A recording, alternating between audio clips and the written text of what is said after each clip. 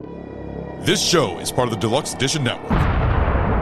To find the other great shows on the network, head over to the deluxeeditionnetwork.com.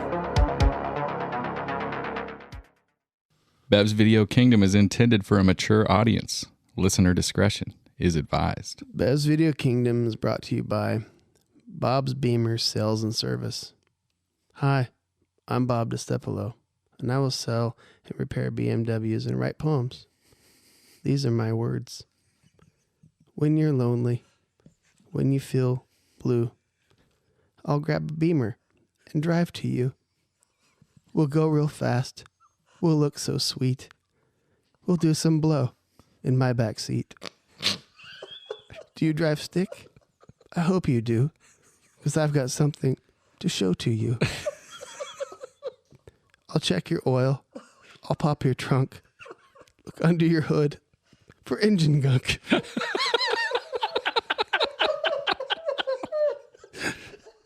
So come see me.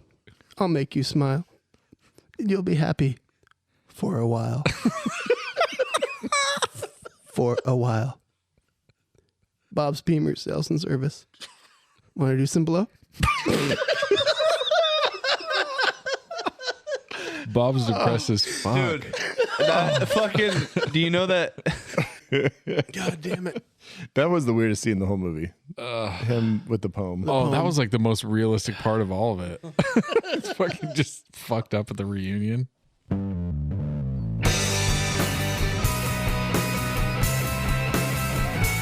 I wanna be at Beverly's, bringing me home with my movies. Just a blind by, no reason why. I love this scene. It's Scott, Zach, and Brad, your favorite podcast. Let's start this thing. Woo! Oh, yeah. Here we go. Welcome back, pointers.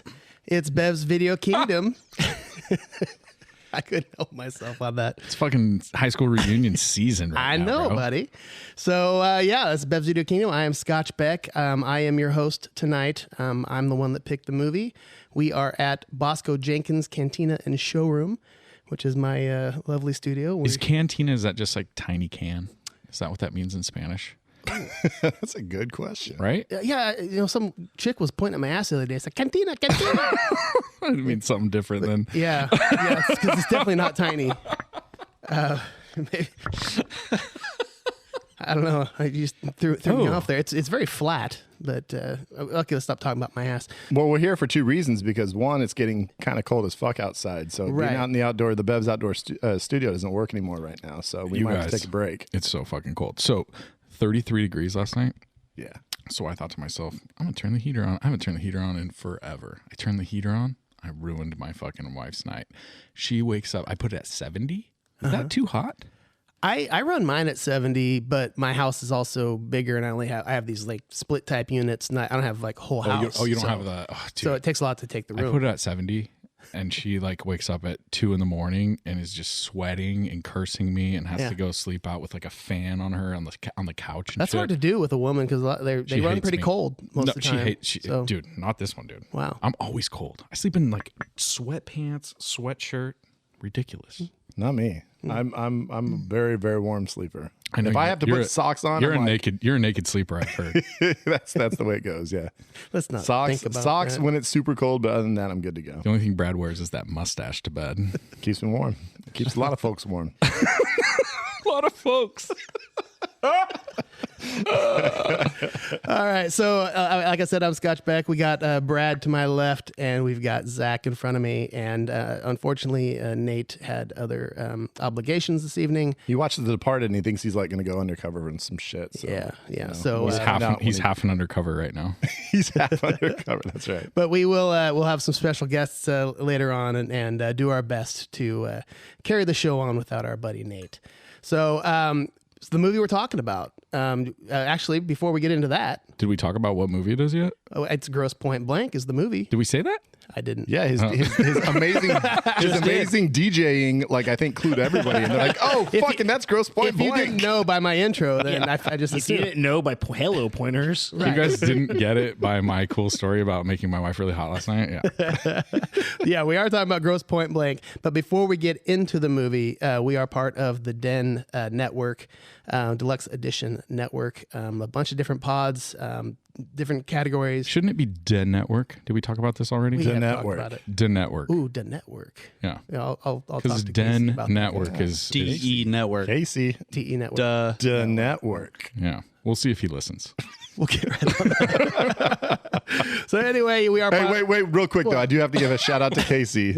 Oh yeah. Gotta give a shout out to Casey because we have a little group thread, and he made a movie poster for Ratatouille 2, which was just fucking amazing. Why didn't we put that on the socials? Because we're stupid and I'm dumb and I We forgot. should have done that. That So would have been good. that'll be up on the socials. We'll throw that up on the socials soon. But yeah, if you're interested to see Ratatouille 2, fucking Boston, it's we got a movie poster. And if you for don't get that reference, then go back and listen to our Departed pod because it is funny.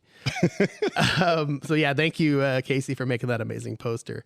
So yeah, the pod of the month on the network Den Network. is still horsing around for the month of November.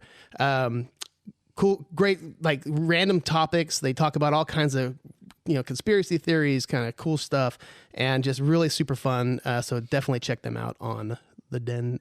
It's the den.show is one of the, or www.thedennetwork.com, I believe. If you just search Den Network, I think you'll get home. Yeah, you'll get there. So Make it happen. search the network. Done now. Den Den Network. Network. So, Gross Point Blank. I picked this movie. It's one of my all-time favorites. It's just it's quirky, it's fun, and you're rooting for the bad guy.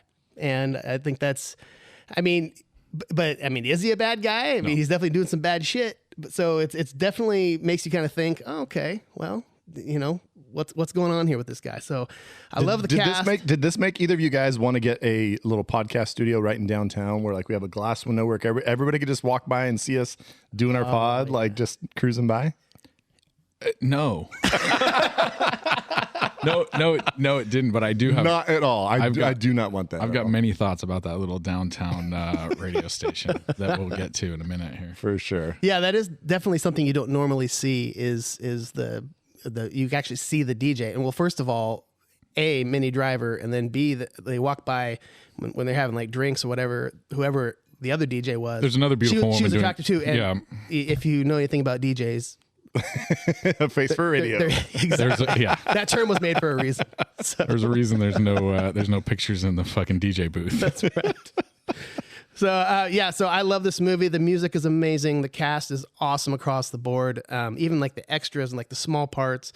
So I'm very curious to hear what you guys think about it. Let's start with Brad. 97, and I'm full Quentin Tarantino mode. Like I'm like he's a god. He can make no wrong. So like when you start hearing about these movies like Hitman and stuff, it's like is it going to be like kind of a ripoff? Like what's going on here? And John Cusack. I mean, I'm just a gigantic fan at that time as well. So I'm super stoked for this movie. And I don't know if I was not, I didn't see it at the theater. I don't know if I was not in the right frame of mind or what, but I saw it and I'm like 18, 19. And I watched it and it just didn't resonate with me. I was just like, I don't know. I remember getting bored and just being like, the fuck is this movie? Like, I'm not enjoying it. Well, it's almost kind of romantic comedy in a way too. I think that's what I wasn't Not almost. expecting. I'd heard dark and like, oh, it's got a weird like vibe to it, and it just, I don't know, maybe it wasn't weird enough for me. Like a little bit more on brand. too straightforward romantic comedy. Dan Aykroyd's badass, and I had forgotten how awesome he is in this movie. Like, Is he awesome? I think he's just hyper goofy, and I really like his performance in this movie. I legit We'll talk about that. think he might be the worst part of the movie. Oh shit! wow. He's like a cartoon in a movie that's like kind of trying to be a real movie, like sort of trying to. That maybe that's I thought that was like the goofiness that it needed, because like if it's just a serious, just too much straightforward like romantic comedy, I don't know. Like you need a little bit of a goofy edge. So I like Dan Aykroyd in it, and I enjoyed the movie. I will say, as much as I didn't ever watch it again, I never went back and checked it out until just now. Mm-hmm. I was really enjoyed it. Like, I mean, I have some issues with it, and there's some definite scenes we'll talk about. But as far as the John Cusackness of it Yeah. is palpable. Look at those words. What the fuck's going on here? Cusack ratio is super high. So I got to ask you guys. So I think Cusack sort of missed me. Okay. Like, I remember him in that weird movie where it was like supposed to be sort of a scary movie, and Is that 1408? Oh, no. they're like at a hotel. Yeah. Yeah. It's called like Motel or some shit like that. You guys know the movie. It's not 1408 or something like No, that? it's not I could 1408. describe it to you right now and tell you the twist because the only thing I remember is the twist, but I don't want to White Noise? everybody.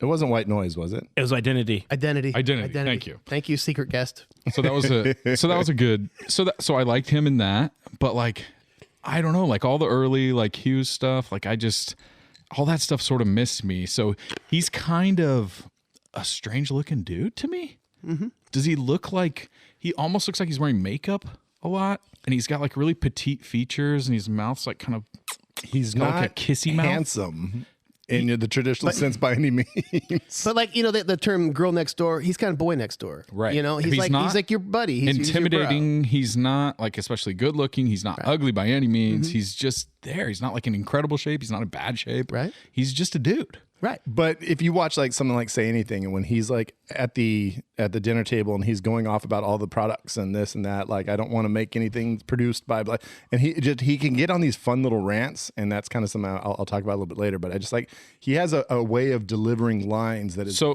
so that's much, where it is. yeah. So that's where I enjoyed this movie. I enjoyed his character. I liked his face took me out of it like throughout the movie. Something about his face. Just look away. Zach's just constantly looking away. He's like, God, I it's can't not look even at this that. guy. I was just like, hey, this is a guy playing a part. But you know what I mean? Like, but I liked his little, like his sort of weird, like maniacal fucking, super paranoid, like whatever his persona was supposed to be. I loved the interactions between him and the doctor. Fucking Minnie Driver's amazing. I like freaking Joan Cusack in her part as just like a neurotic, crazy person.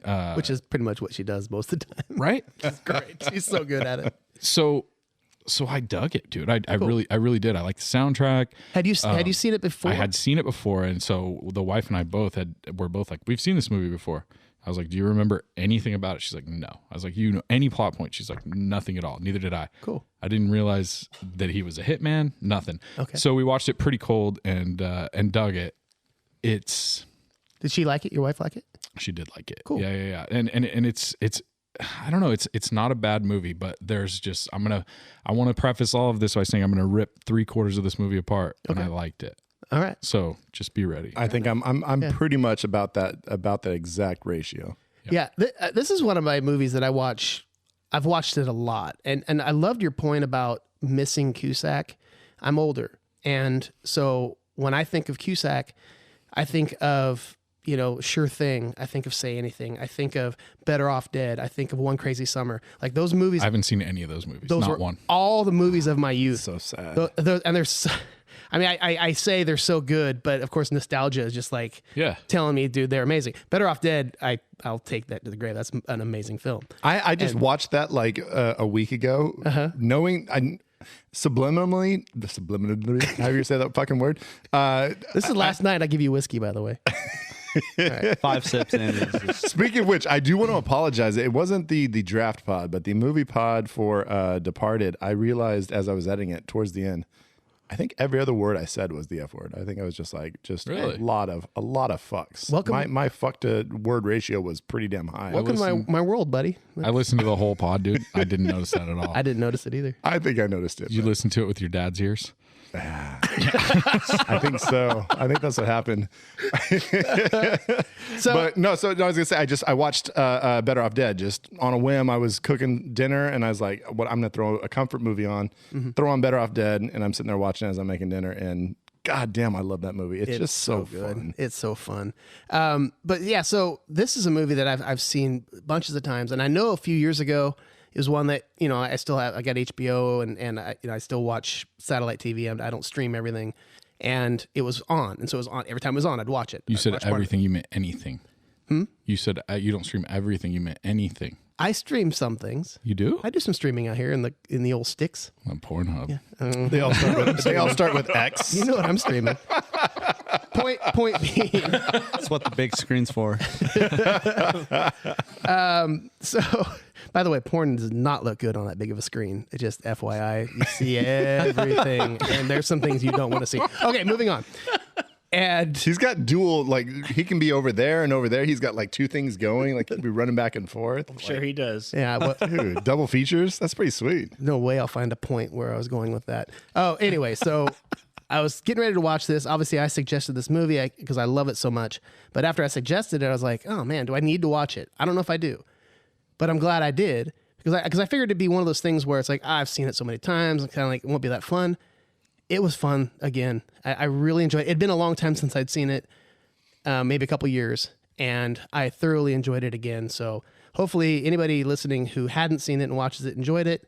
And yeah, so let's talk about it a little bit more. It's a silly ride. It's mean- silly. It's fun. You care about the characters, and what I love about it is like it's like what it would be like if a real life person was an actual hitman, and how they would act in the world. And it's like it's just He's a shitty hitman, though. Like, let's be real. well. They say he's so badass. Is he so badass? Well, the thing with the poison was That was a wild idea. that's a weird, but it was supposed to look like an accident. I thought the poison was going to be inside that tube, and then it drips on the outside. The tube, He was, says tube was the something- What camera. the fuck is that? He says something about his dream patterns or something. Like, he had like some research about this fucking dude's He did. sleep patterns. That was supposed to be where he was in his deepest sleep. He had his fucking Fitbit. fuck? He got his Fitbit info.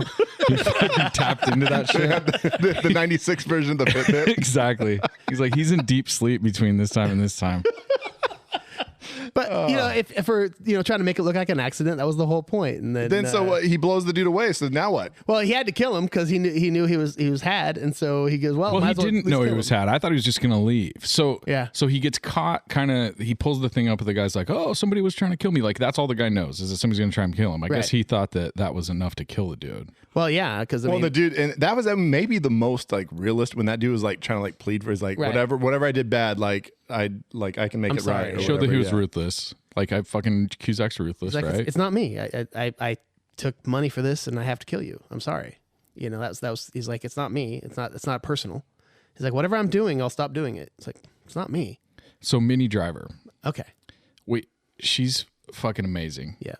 Is she really? MPG? Is she really Irish or British or whatever her like? So she's doing an American accent. Yes. And that was very She apparent Welsh? to me. Or is she something like that? I think something so. like something Yeah. along those lines. I But apologize, is she Minnie. your favorite? Is she a manic pixie dream girl? In this movie? In this movie. Yes. Yeah. Yeah. For sure. I mean, she's not like fully, but she's fucking close to it. And she's always got something funny to say. She's super fun. She goes with the flow. She makes him feel good about himself. She's got beautiful, long, curly hair. She's kind of wacky. She's kind of, she's some of her, the weird little accent she does. And she's got a little bit of crazy in her based on what he did to her. She's definitely got some issues. She which likes is kinda cool. she likes airplane rides. Yep. That's where she goes into manic pixie dream girl mode. Right. That's the exact moment when she's like mad at him, but he's like, I want to tell you something. She's like, cool, give me an airplane ride. Yeah. And he's like, totally cool. He's like, they don't skip a beat with it, Yep. which makes you think like, oh my gosh, they're made for each other. Yeah. They're buddies. Neither of them think it's weird that they're going to give her an airplane ride. And then he like does the weird airplane ride. He like let go of her arms immediately. I thought it was weird. He should have got her set a little bit more. I don't know if you guys have done a lot of airplane rides, but It's like riding a I've bicycle, done man. some- They did a ton back in the day. it was Obviously. fucking amateur hour airplane ride, dude. I only do. I'm telling you right I now. only do mustache rides. How many people you kept warm with that mustache? You'd like to know, buddy. But Cusack, while a douche for obviously like cutting out on her at the prom, like we feel bad for her, right? Like that's terrible. She has a legit reason to be mad at him, although she forgives him very quickly. Cusack, like he's a pretty legit dude, right? He's not like fucking Tom Cruise in her in the one we just watched the other day where she's like, no, I don't think we should hook up. And he's like, okay, I'm just going to kiss your neck until you say yes. Right. Like she's like, no, I don't think we should do this. He's like, okay. That's Yeah, cool. And he realizes he fucked up. He's like, Yes, God, that was exactly. that was my shot, and I kind of fucked it up, and so he has to come back and Like apologize. even when they're making out in the nurse's office or whatever, and like she's like, stop, something's not right. And he's like, dude, are you sure? Is this too fast? Like you see that he actually gives a shit. and doesn't want to push it. And then she smacks the shit out of him, and she was fucking with him, which is great. And there's a bunch of sexual tension, and she's great, and freaking he's good. They have good chemistry. I think the best chemistry is between the two like cops / government agents or FBI whatever they're guys, following him around. David from Minsk and the other guy, the one of them's like a pro wrestler. So they set that up. They're like, this guy's a state champion wrestler from Ohio State or something like that. Or national championship wrestler. Hank Azaria And K. Todd Freeman. And they get to the thing, and this guy's like, hey, these are my friends, they're wrestlers, right? Those guys. I don't even know. Who are you talking about? So the guys that are watching them, John Cusack's like, this one guy was a running back for a football team, blah blah blah, and the other guy was a wrestler at Ohio State. Yeah, she's talking about the two FBI guys. Exactly, him, right? exactly. Okay, but then you start talking about the wrestlers. Exactly, those are different guys. I know, but what I'm saying is, I thought the whole I was waiting for the confrontation between those wrestlers and the guy that was the champion at Ohio State. They set it all up. There's a lot of wrestler talk, and they fucking nothing happens. There was random. I guarantee you, there's yes, exactly. Yeah, there's a deleted scene somewhere where they wrestle. I guarantee it. That's all I'm saying. I do want to give a shout out They to. get oiled up and wrestle. I hope so. I want to give a shout out to Cliffy Chamberlain, who was our guest on the Departed pod, because K. Todd Freeman is part of the Steppenwolf troupe. Oh, the really? Acting troupe, with John Malkovich and some of those others, Chicago. And speaking of Chicago, the craziest thing about Cusack is that he is very loyal to Chicago. In fact, the guys that do the screenplay for it are like his Chicago buddies. Like, it's always people that he has like associated with in Chicago. He loves to bring them in. He brings his family into his movies. Like, he always just it's very loyal to the city of Chicago. So it's kind of interesting. Like, the writer of this movie had like one writing credential, and that's it. And then they did the screenplay based on this guy's script, and it's and the director really didn't do much either. the director did a bunch of early stuff, like Right. night nurses or some shit. Like, Well, he worked with Roger Corman a lot. yeah, so he was just Scott watched that on late night satellite. Night Nurses. There are boobies in it. I watched Sounds it. good. for sure. I mean, he could tell us a lot about that, but that's not the pod tonight. But the guys that did the screenplay are his like best buddies, like Chicago guys. So it's kind of cool that he's very loyal to the people that he like grew up with, and always wants to kind of keep it in like Chicago folks. So I'm surprised he's not part of the Steppenwolf thing, though. Cusack? Yeah, because he started his own little like acting troupe as well. Oh shit! Do they have like turf wars with Cliffy's gang? Probably, yeah. Fuck yes, We need to dude. bring that up next time we talk. They about all it. wear squibs. They all put on squibs and go out and fucking. It's like laser tag. If they hit your squib, it fucking pops. It's like bam. Oh, that'd be fucking cool as hell. Like the I bet actors do that Anchorman shit. fight. I bet they like hire the folks that do the squibs, and they're like, dude, we're gonna do like a real life like laser tag shit, and then go in there and then just you're getting blasted and you just fucking blood's flying everywhere. Just for practice, bro. That'd be fun. I'm in. But yeah, talking about Chicago, it's interesting because it's obviously Grosse Pointe, Michigan. Michigan movie, and, yeah. and there's a lot of references that I appreciated as a Detroit Red Wings fan. Yeah, there's a couple of references to that the kid that's playing the Doom game in the Ultimate, the employee, he's got a Red Wings hat on.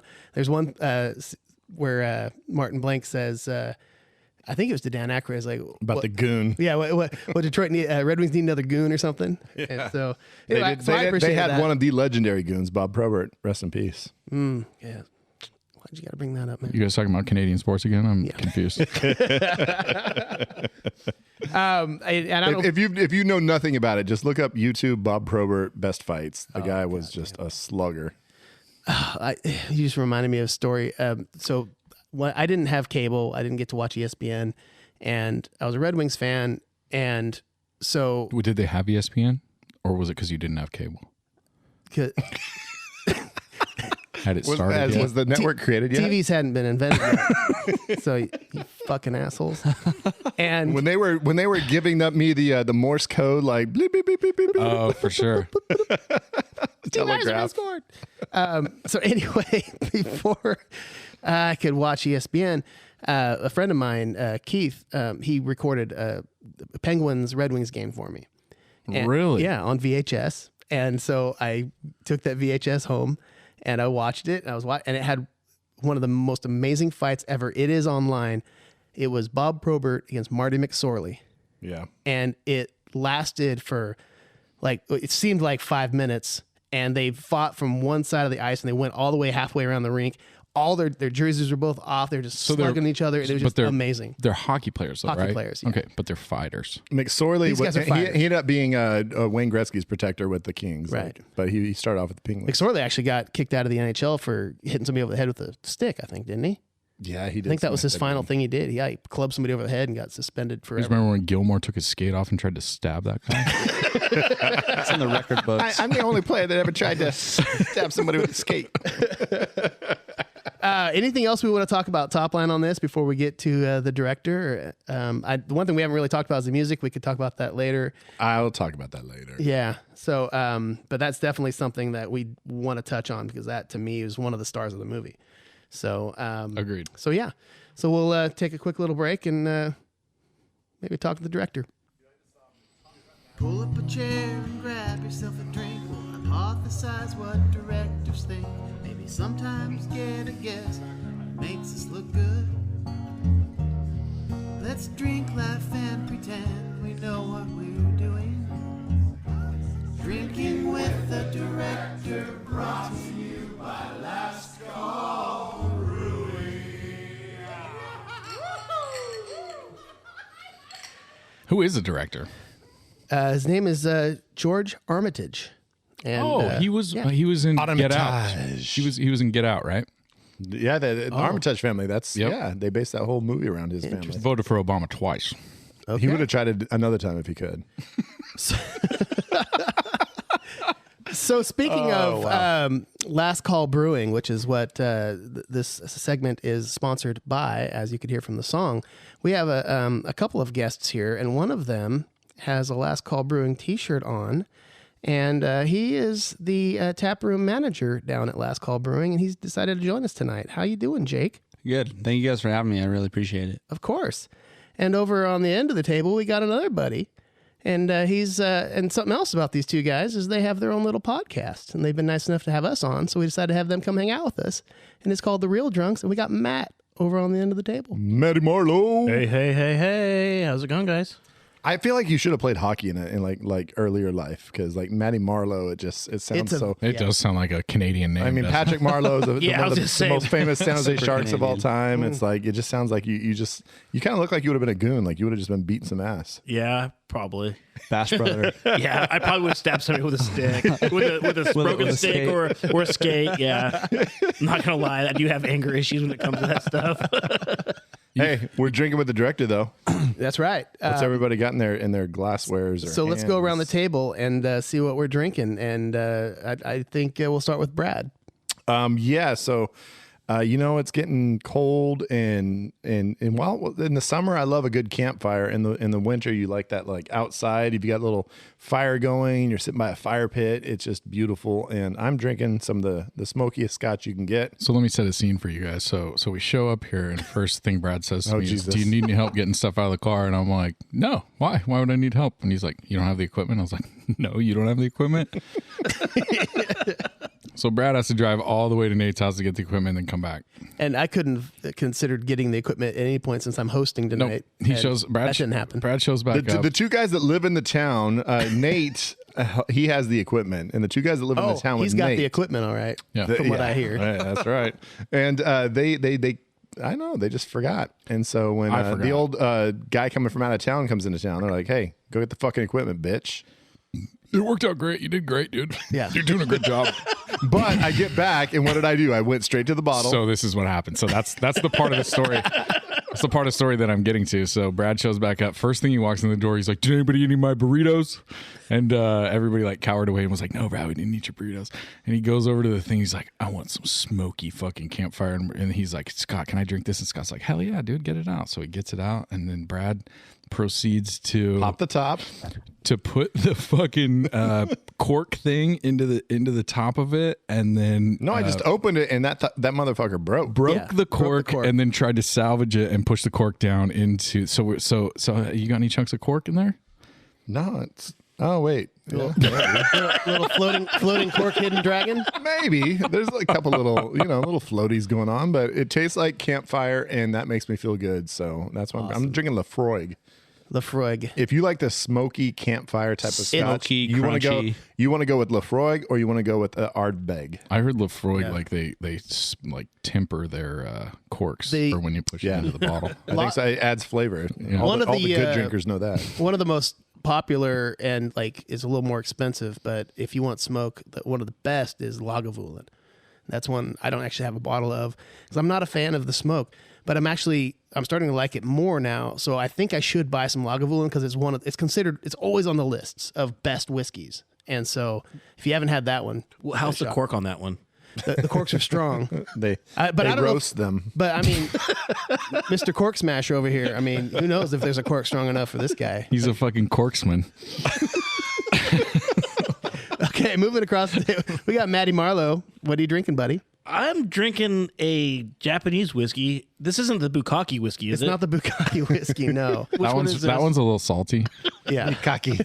the Mikake. Oh, Mikake. You're drinking the Nika Barrel Strength, which is that's my favorite. Oh, it's good. It's definitely good. It kicks you in the mouth for sure. Yeah.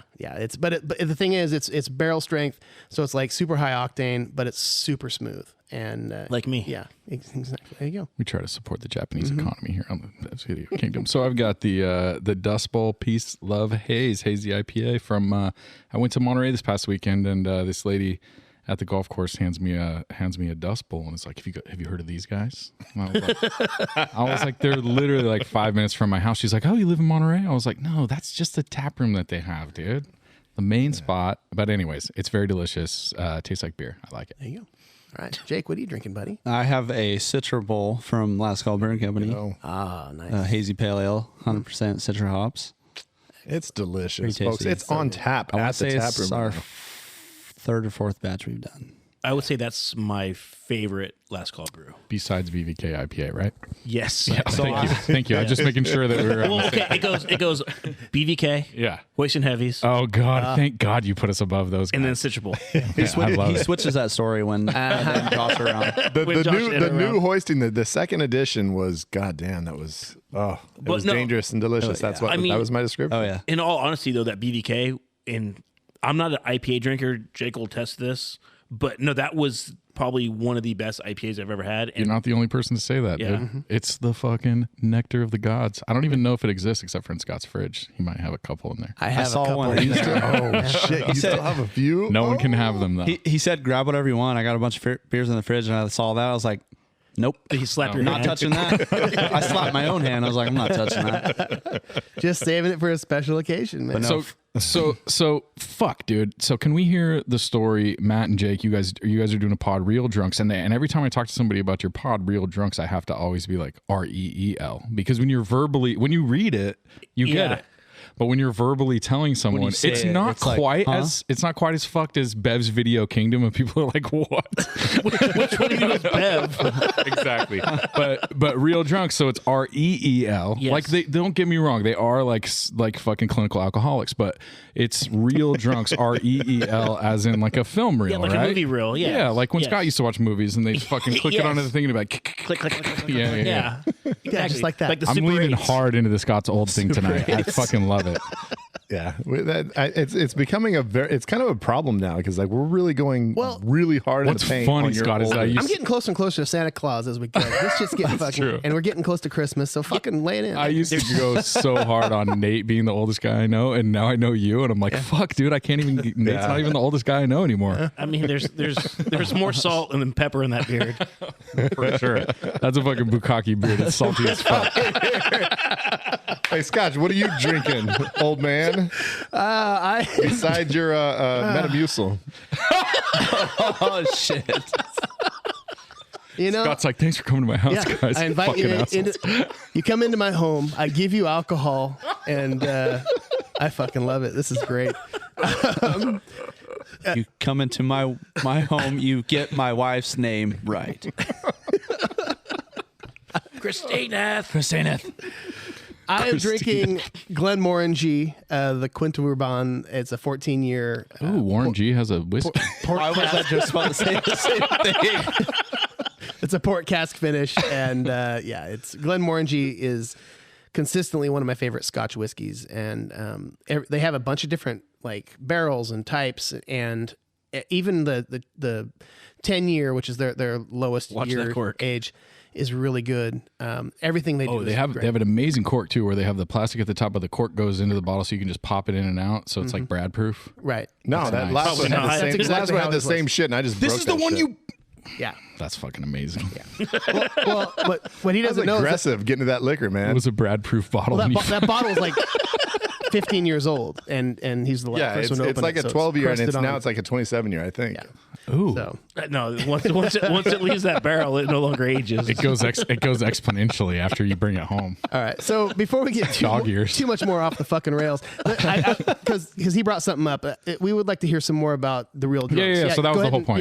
Yeah, go ahead and just kind of tell us I about didn't know Scott what to expect. hadn't told him he was drinking yet. So real drunks, how did you guys start the real drunks? What do you guys do? What's the format? I want to hear all about it. You guys are part of the network. I heard. The network. network. Yeah. We're part of the network. Yes. I don't know. It was just Jake and I were guests many a times on the Hoist and Heavies podcast, which is good friends of ours, Josh and Ed, and Great dudes. Me and Brad. Yes. Me and Brad did their pod one time, and it was fucking. And Josh joined us for Yes. was it Anchorman? Josh joined us for. Is he listening? Josh, are you listening? He joined us for Tommy Boy, right? Tommy Boy. Oh, I thought it was an Ace Ventura impersonation Tommy Boy. podcast. that was also our podcast. That was our podcast as well. Yes. Because you guys actually did Ace Ventura when nature calls. Yes. Yeah. And if you like a guy doing a Jim Carrey impression, listen to The Real Drunk. He's super nice, super He's such a successful. great- yeah. By all means, the greatest dude. And he just sits down and real seriously goes, "My favorite movie of all time is Ace Ventura, fucking When Nature Calls." And I was like, "What is happening?" I feel like that was Honestly, that was- everybody's I was reaction. just so surprised. I was like, really? To be fair though, he told the story in our pod that he got the autograph picture of him, and like Yeah. he sent that.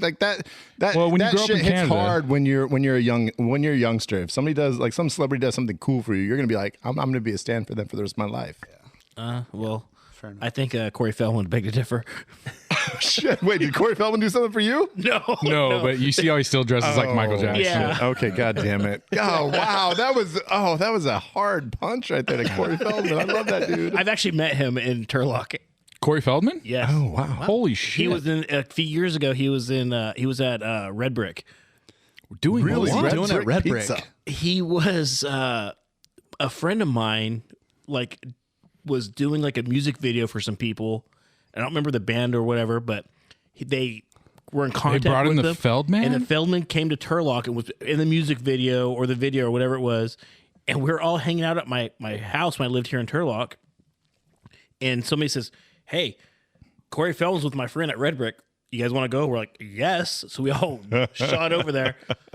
That is a Nicest guy in the world, but it was funny. So we were all outside. It was dark. You know, this is like Is like he a little- pretty? Is he He's short? he's small? like my height, and I'm like 5'7", 5'8".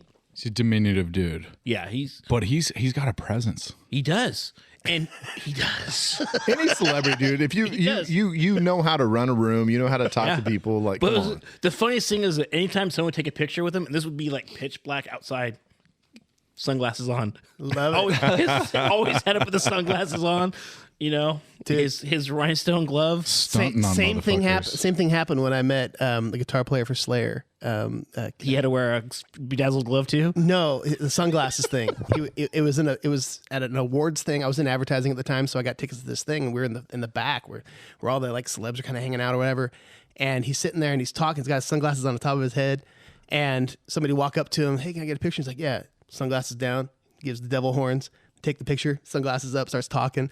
So I went up to him. "Hey, can I get a picture?" "Yeah." Sunglasses down.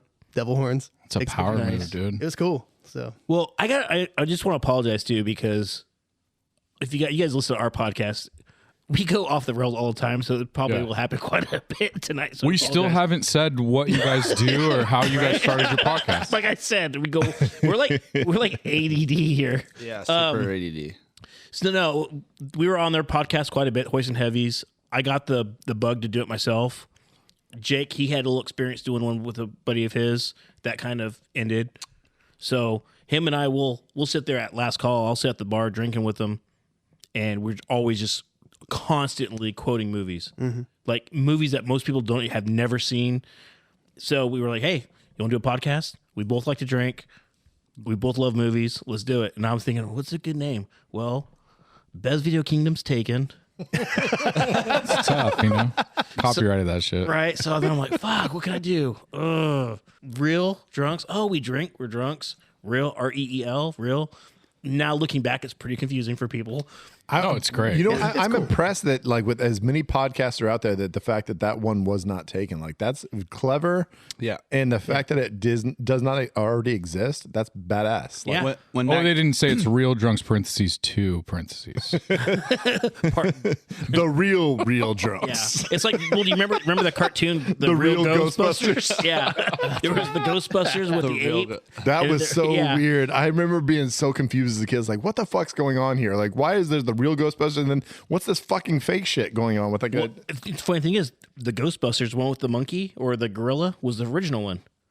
But It came out before the other cartoon. but how did they get the licensing rights? That's not how did they get to call themselves Ghostbusters? I think they did it before the movie came out.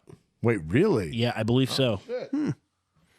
I will say I was confused. I didn't know shit about licensing rights, but I'm like, something's fucked up here. Like this doesn't make any sense. Why? Where's Peter Venkman? I believe I read that it was that cartoon came out before. Which is another interesting fact was. See, here we go. Winston in the cartoon was actually Ernie Hudson auditioned for that role and they turned him down. I swear to God, yeah. They said, no, you don't sound like Winston. He's like, motherfucker, I am Winston.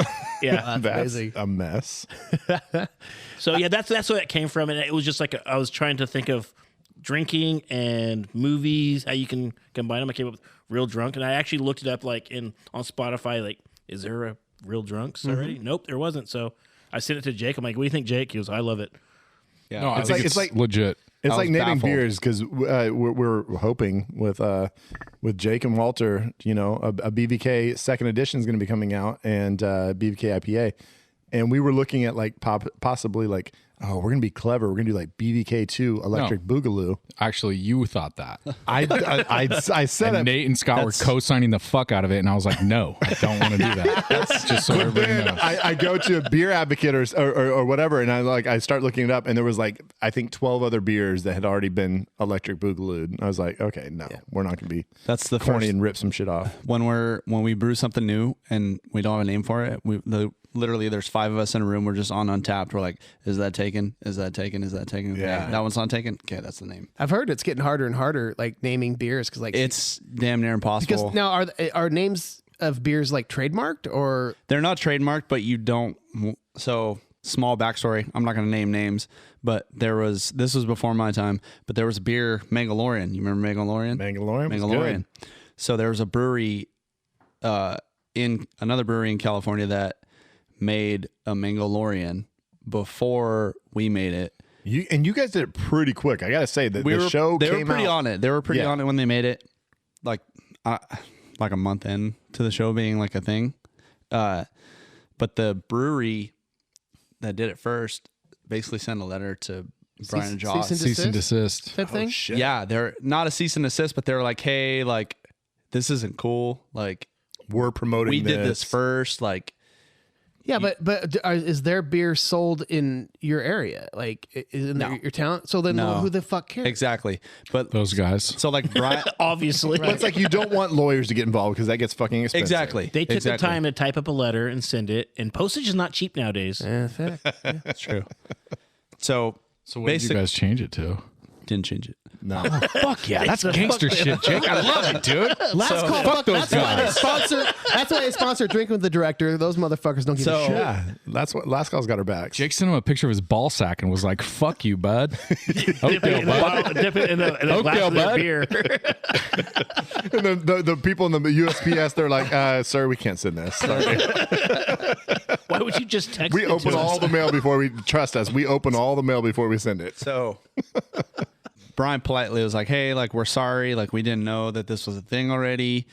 Let's work together. And like they never heard anything back from the guys. Yeah. So it's just like kind of got it kind of got swept under the rug. He went the polite route, huh? Season 3 is Yeah. coming out next year. Maybe we should make it again. I guess that works. Season 3, just be release date of Mandalorian 3, and you guys just do it again. There you go. Throw the middle fingers in the air. Wave them around. So You just don't care. I was just about to say, it's almost as if you don't care. So you guys recently actually added a third member of your crew, right? We did. Yes. Alyssa? Yeah, we added Alyssa. We added her because she went to film school at USC and she has did. what, three or four screenwriting credits? Couple, yeah. Yeah. I think they're the movies that Scotch watches. The late night Skinamax type movies. No, actually, she does not watch movies at all. She has a certain movies that she goes to. So it all started because I love like her reaction to movies that we make her watch, especially movies from like the 80s and just really obscure movies. And the thing is, she seems to like them, which is you think like she's not going to get it, and she's like I like this one. So There are some that she's like, what the fuck is? Why am I watching? It's this? like us watching Zach's movies. Yeah. Right, exactly. All right, well, fuck, dude. Thank you guys so much for being here with us. We appreciate you guys. No, I appreciate you guys Making, inviting us. The long drive down we- the country roads here. And we appreciate that because you guys have had both me and Brad. I was on the Frighteners episode. Brad was on the Crow episode recently. And so if you guys want to check that out, you can listen to us on their pod and then check out some of their other pods. Yeah, And so definitely. Yeah, we had you guys on. We appreciate you guys jumping on. I want to get Zach on. He keeps telling me no.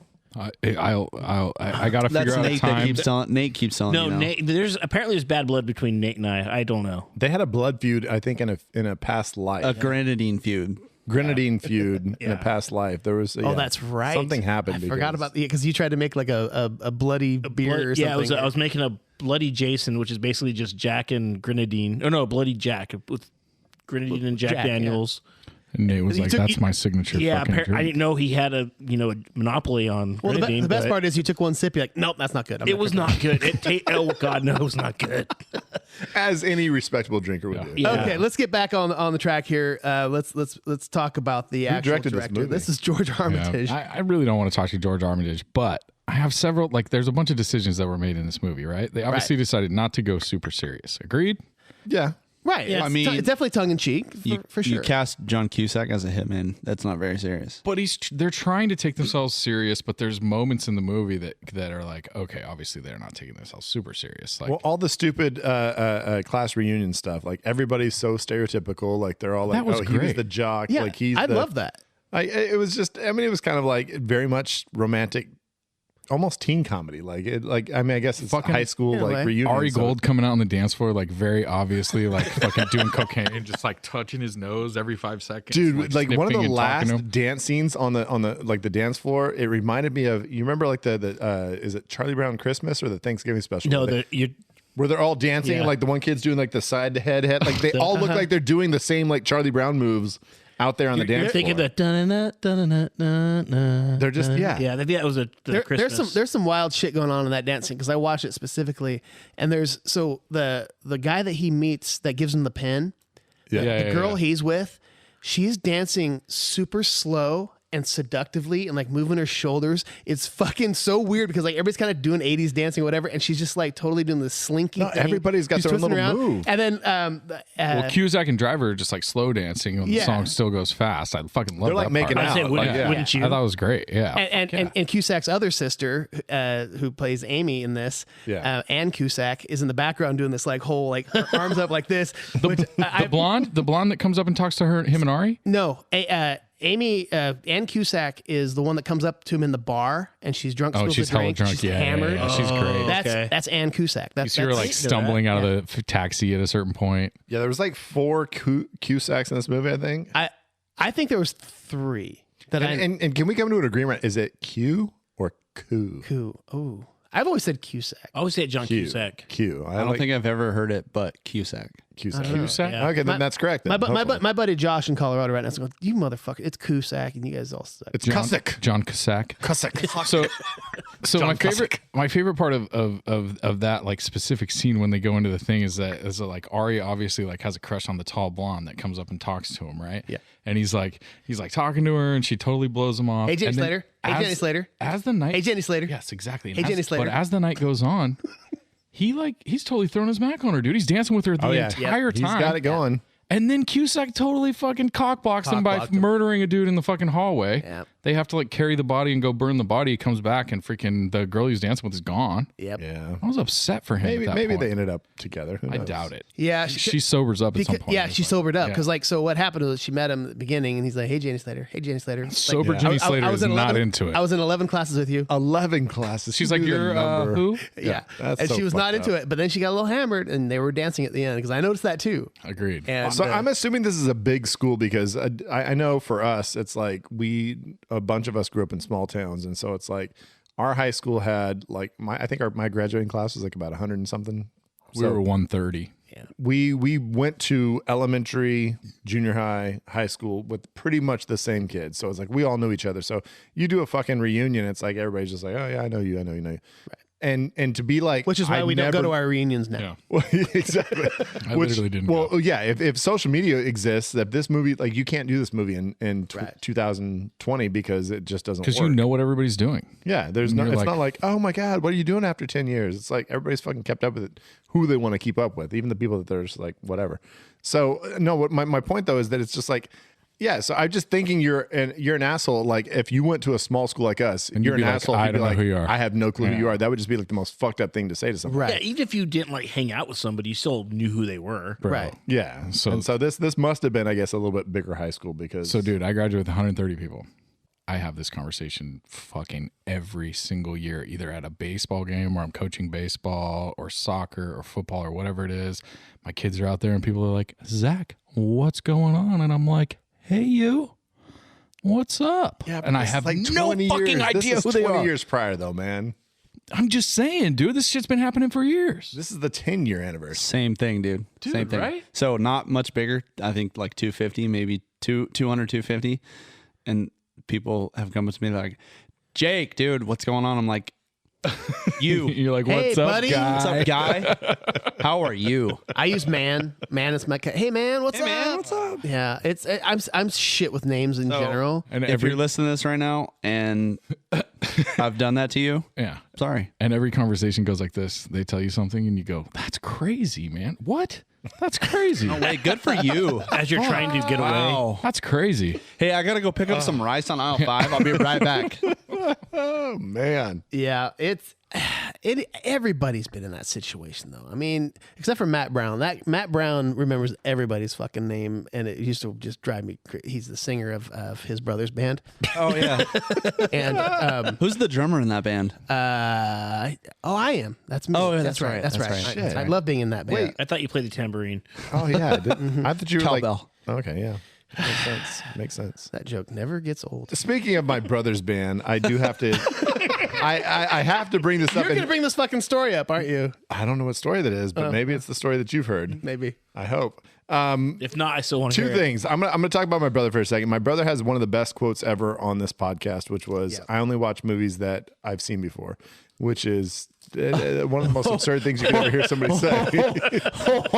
And he says it very seriously, too. He means it too. I only watch movies that I've seen before. Which, yeah, He sees no problems with it. figure that out. But my wife told a little story about him today that he teaches, and he has a friend that he was in a class with, and they were like, "Hey, you want to go to lunch?"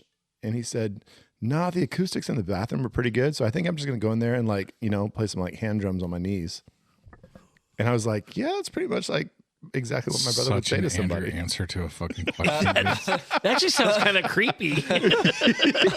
Look, Never mind that slapping sound in the bathroom. So that was just told me. I had no intentions of bringing that story up, except for that was told me today by my wife, which is hilarious. but you don't understand. The fucking I would love to be in the stall next to him taking a dump because that's going to be a fucking show. Because this guy he would go hard. He would go fucking hard. It would be amazing. He's an amazing he's a multi-instrumentalist, and he would, because one of my favorite memories of your brother, let's keep going down these Is it a tangents. bathroom story? No, it's not a bathroom story. I have a relevant story that I'm trying to get to, but okay. yeah. So anyway, I'm just saying. So I didn't really know Pink Floyd very well, and we were in high school, and we were on a bus coming back from like a fucking, I think it was like a musical. We were both in band, and so we had like a concert or something up in Sonora, and he sang and drummed and like air, like sang guitared, like every Mouth trumpeted. Yeah. Every little fucking piece of Pink Floyd's The Wall from start to finish. He sang me the entire album, every lyric, every song, and I just sat there just into it. Started crying. It was amazing. It was really fucking cool. And anyway, so you had to be there. Cross between Fergie So, and Jesus. So I want to hear the shit drums. That's when you realized you wanted to be in his band. That's right. Yeah. That was the moment. That was the moment right there. Between these stories, yeah, my brother's an interesting dude. I love him to death. But he was in a bar watching some band. I think it might have been the Warfield in San Francisco. And kind of at one of the little bar areas, he sees John Cusack. And he's like, oh, that's fucking John Cusack. I'm going to go up and say hi to him. But he went up to him and he like kind of like got next to him. He's like, dude, you're John Cusack. and Cusack kind of looks over like, yeah. Okay. He's like, no, like you're John Cusack. And he's like, oh, God. What are you doing? Like, I'm just saying you're John Cusack. And he's like, dude, you're creeping me out. Get away from me. And that's the story. I'd forgotten all about that story. I remember that true story. Yeah. He should have led it with, you know who I Basically, am. John Cusack said, get the fuck away from me. You're creeping me out. And that's my brother's interaction with John It's Cusack. actually like pretty tame for what I thought he was going to say to Cusack. No, he has a lot of respect. I mean, he loves Better Off Dead is one of his favorite movies all time too. for Cusack. It's the like as No, I'm telling you, he's got a lot of respect for Cusack. I just, I knew he was going to keep it real. he just weirded him out, and he just said, "Get away from me because you're creeping me out." So We love you, Andrew. I'm glad you don't listen. that's true. Okay, something I would like to ask George Armitage, get us back on track. Is there a director? There is a director. Yeah, and again, he It's really like his last movie. Yeah, well, he did one after this called The Big Bounce, which I think is an Elmore Leonard screenplay. He did what's that one with Travolta? The Chili Get Palmer. Shorty. Get Shorty. Yeah. I think he wrote The Big Bounce. I think. But that was the last thing he did. I like Elmore Leonard. He's got a bunch of cool books. Right. So, and I think that movie just totally bombed. It had Morgan Freeman in it. It had like a bunch of different actors. So it's one of those movies kind of like there was the Monuments Men, which had like Clooney and Damon, like this amazing cast. That was a great movie. You like that movie? Because it bombed. I like that movie. Okay. I just watched it the other day. Yeah. And so this is one of those movies where you think, oh shit, it can't miss. And I guess it didn't do very well. And so, so it is kind of strange how and I guess he worked with Roger Corman, who's a famous like B or like C movie act. Like he does like those horror movies that are like kind of like really, really low budget. He's super famous. Roger Corman does like all kinds of crazy Like Toxic Avenger type shit. that type of thing. So apparently he was really into that. And then this movie is great. And how he just went like one flop and he's done. It's just really, and I tried looking it up. I looked on Wikipedia. There's nothing about what he's doing now or what happened or anything. So I have several questions. So Grosse Pointe Blank, 1997. How much money are we talking? What was our budget and how much money did we make? I have two spots on my little spreadsheet here that are not $15 million budget and Okay. 28 million worldwide Okay, gross. so we're not killing it. It made money. Worldwide. It doubled. It I mean, doubled. almost It doubled its money. But this is one of those that I think the video sales and DVDs, I think, because I didn't see this in the theater. I saw this on DVD. So while this movie's entertaining, I think this is a real stepping stone to Good Will Hunting, right? Like this, they were kind of like, okay, Minnie Driver, let's go get into my car. I think that Minnie Driver's career started, like her breakthrough role was Circle of Friends. Yes. And then she did Good Will Hunting and then this. Goodwill before this? I thought this was the year after. I thought Was 98. it after? But maybe I'm wrong. Somebody maybe it was 96. Give it a goog. I could be wrong. Jesus. It doesn't matter. People aren't going to fact check us. Wait, what's the question? It was before and after. What was What first? was first, Good Will Hunting or Grosse Pointe Blank? I thought Grosse Pointe On Good Will Hunting IMDb, was 98. Grosse Pointe Blank was like late 96, early 97, and then Good Will Hunting is like late 97. Okay. Okay, yeah, so it was first. time. That's what Okay, I this mean. was first. But it doesn't really matter because it wasn't even out yet, so it wasn't really a stepping stone. And for her. something that She was in fucking Goldeneye, She was in Goldeneye? Circle of Friends. Who's she in That's it. Goldeneye? Background curly-haired actress number 2. Irina. Huh. Huh? Because I know she wasn't. She's not a playable character on Goldeneye 007. She wasn't. That's why I don't know her. She wasn't on the top. I'm going to be Odd Job. I'm going to be Minnie Driver. and I made this point. I made this point on the on the Goodwill Hunting pod. I know she's from England or Wales, or I know we still don't know what country she's from. UK. It's a UK. rainy, Somewhere wet over there. country. Yes.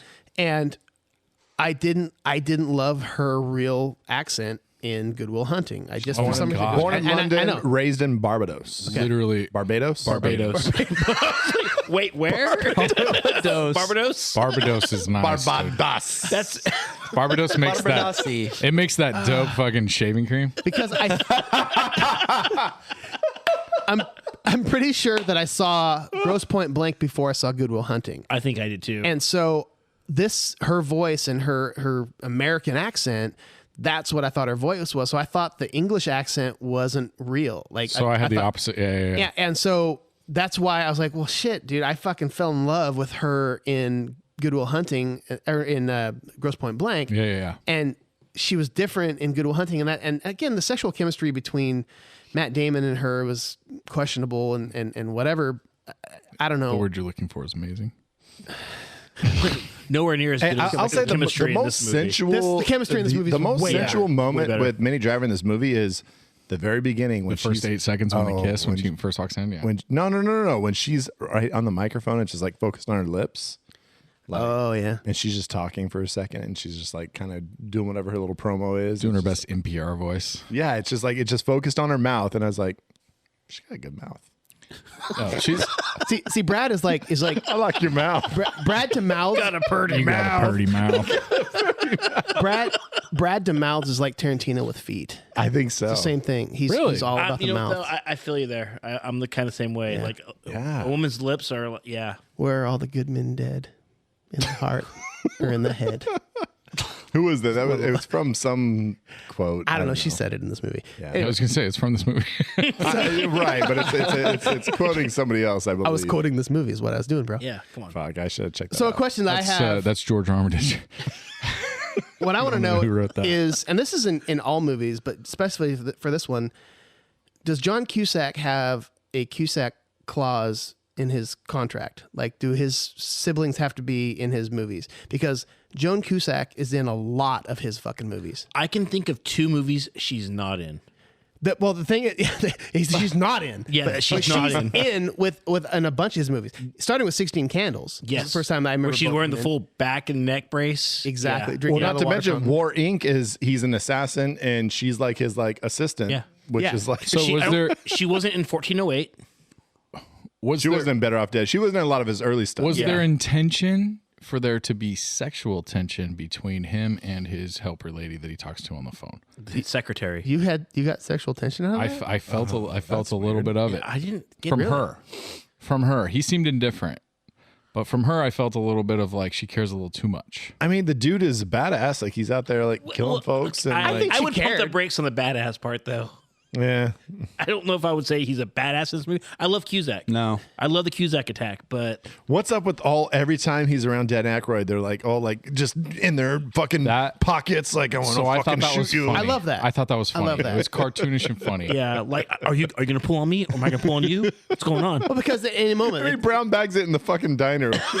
right. I really hoped that once Cusack tuna left the sandwich. diner that he was going to take his hand out of the bag and there was going to be no gun. I was really thought that was going to happen. and it Maybe a didn't tuna happen. sandwich or something. so Yeah, exactly. I would like to jump over to Jake real quick. We were talking about it, the movie. It was playing on the big screen when you walked in, and Jake had a very interesting take about the coups. And I want to know how Jake, how do you feel about John Cusack? the Cusack. Can we? attack. Okay.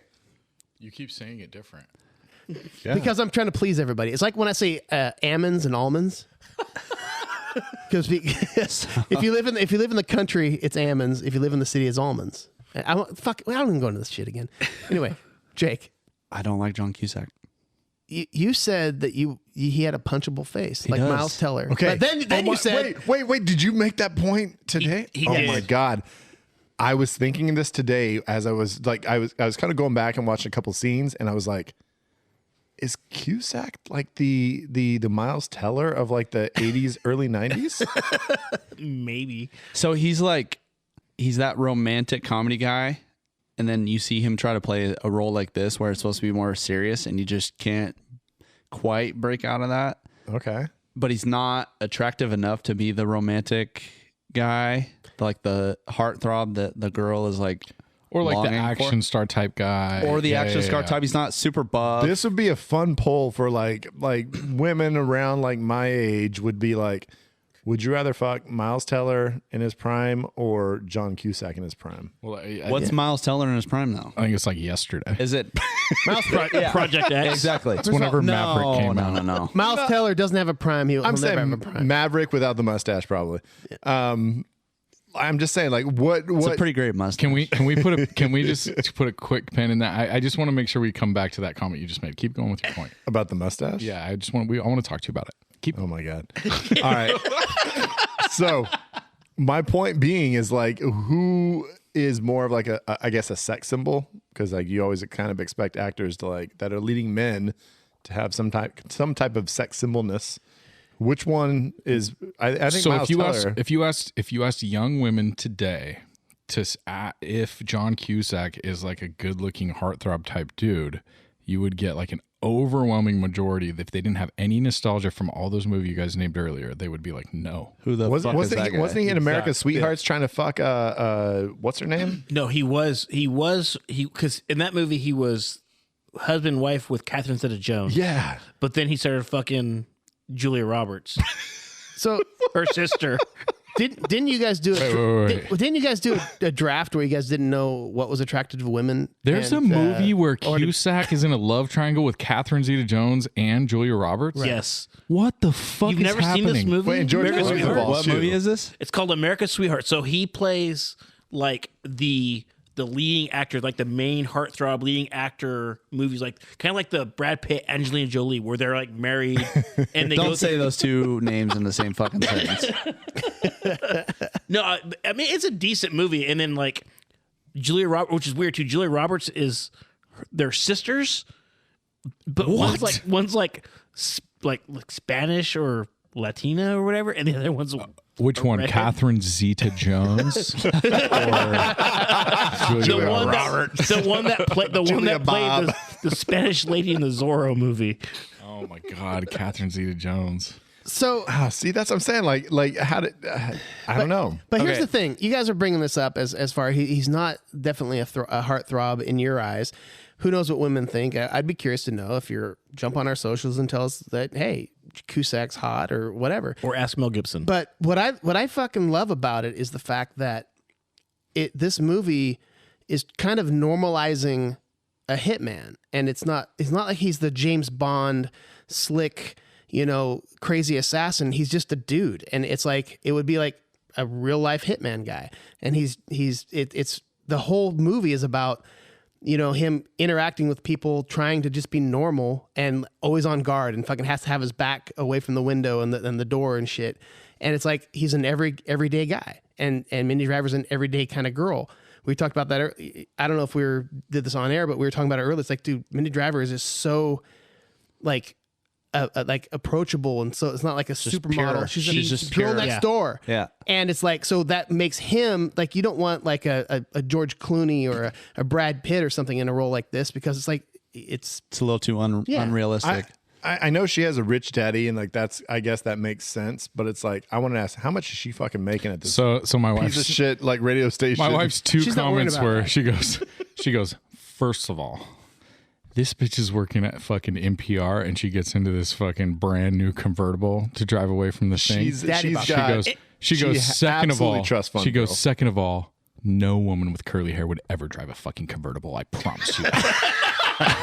I was like, okay, Fair enough. I But like let's that. just say I like that. when she's on the air, she only mentions Grosse Pointe.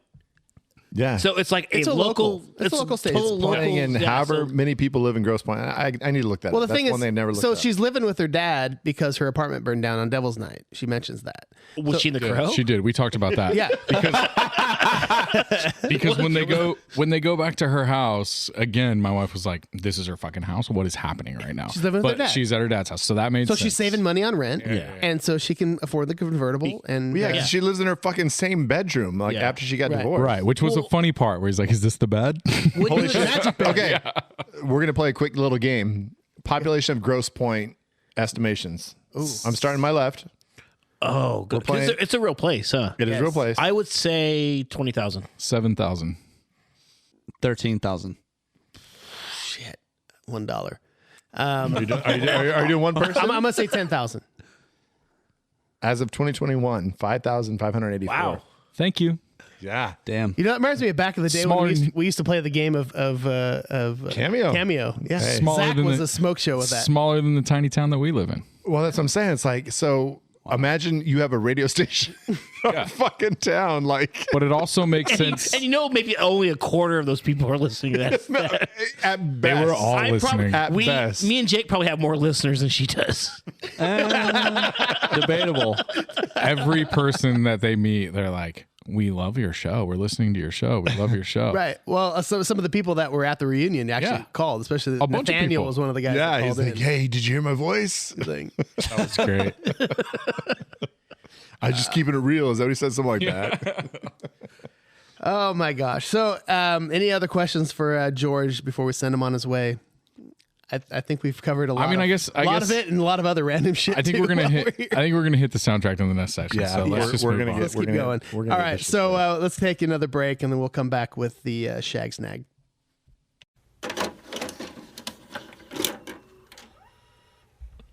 Is it a one-night stand, or do you throw it in the furnace or take it home to mom and dad? It's like fuck, marry or kill. It's Shag Snack Body Bag. I thought you were gonna say like, "Do you kill him with a Vizio?" Oh. That was I because I was talking to my buddy Josh in Colorado, who's a huge Cusack fan, and we threw back a couple of things like kill him with the TV, and I was like stab him with a pen was another one I thought about doing, but throw him in the furnace. Is it a one night stand, or do you kill him with the Zenith or take it home? That would have worked. Yeah. Couldn't throw Magnavox. That's too many syllables. And again, I said this, a long time ago. If anybody has any like ideas for just random, doesn't have to be about the movie we're doing, any weird ways to kill somebody that fits within, my syllables of what I'm singing, throw it our way and I'll record it for you. Well, we're getting close to New Year's, and I think your New Year's resolution should be like, I'm gonna have a new one for every new movie. Oh, is that my resolution? You don't have anything else I think going that on, should do be you? Oh shit! Your new Okay, resolution. cool. On top of all the other free music I've given you, I'll do that too. So we're gonna do Shag Snag Body Bag. And so, like we said, and the song says it's a fuck, marry, kill, and we're gonna start with the shag.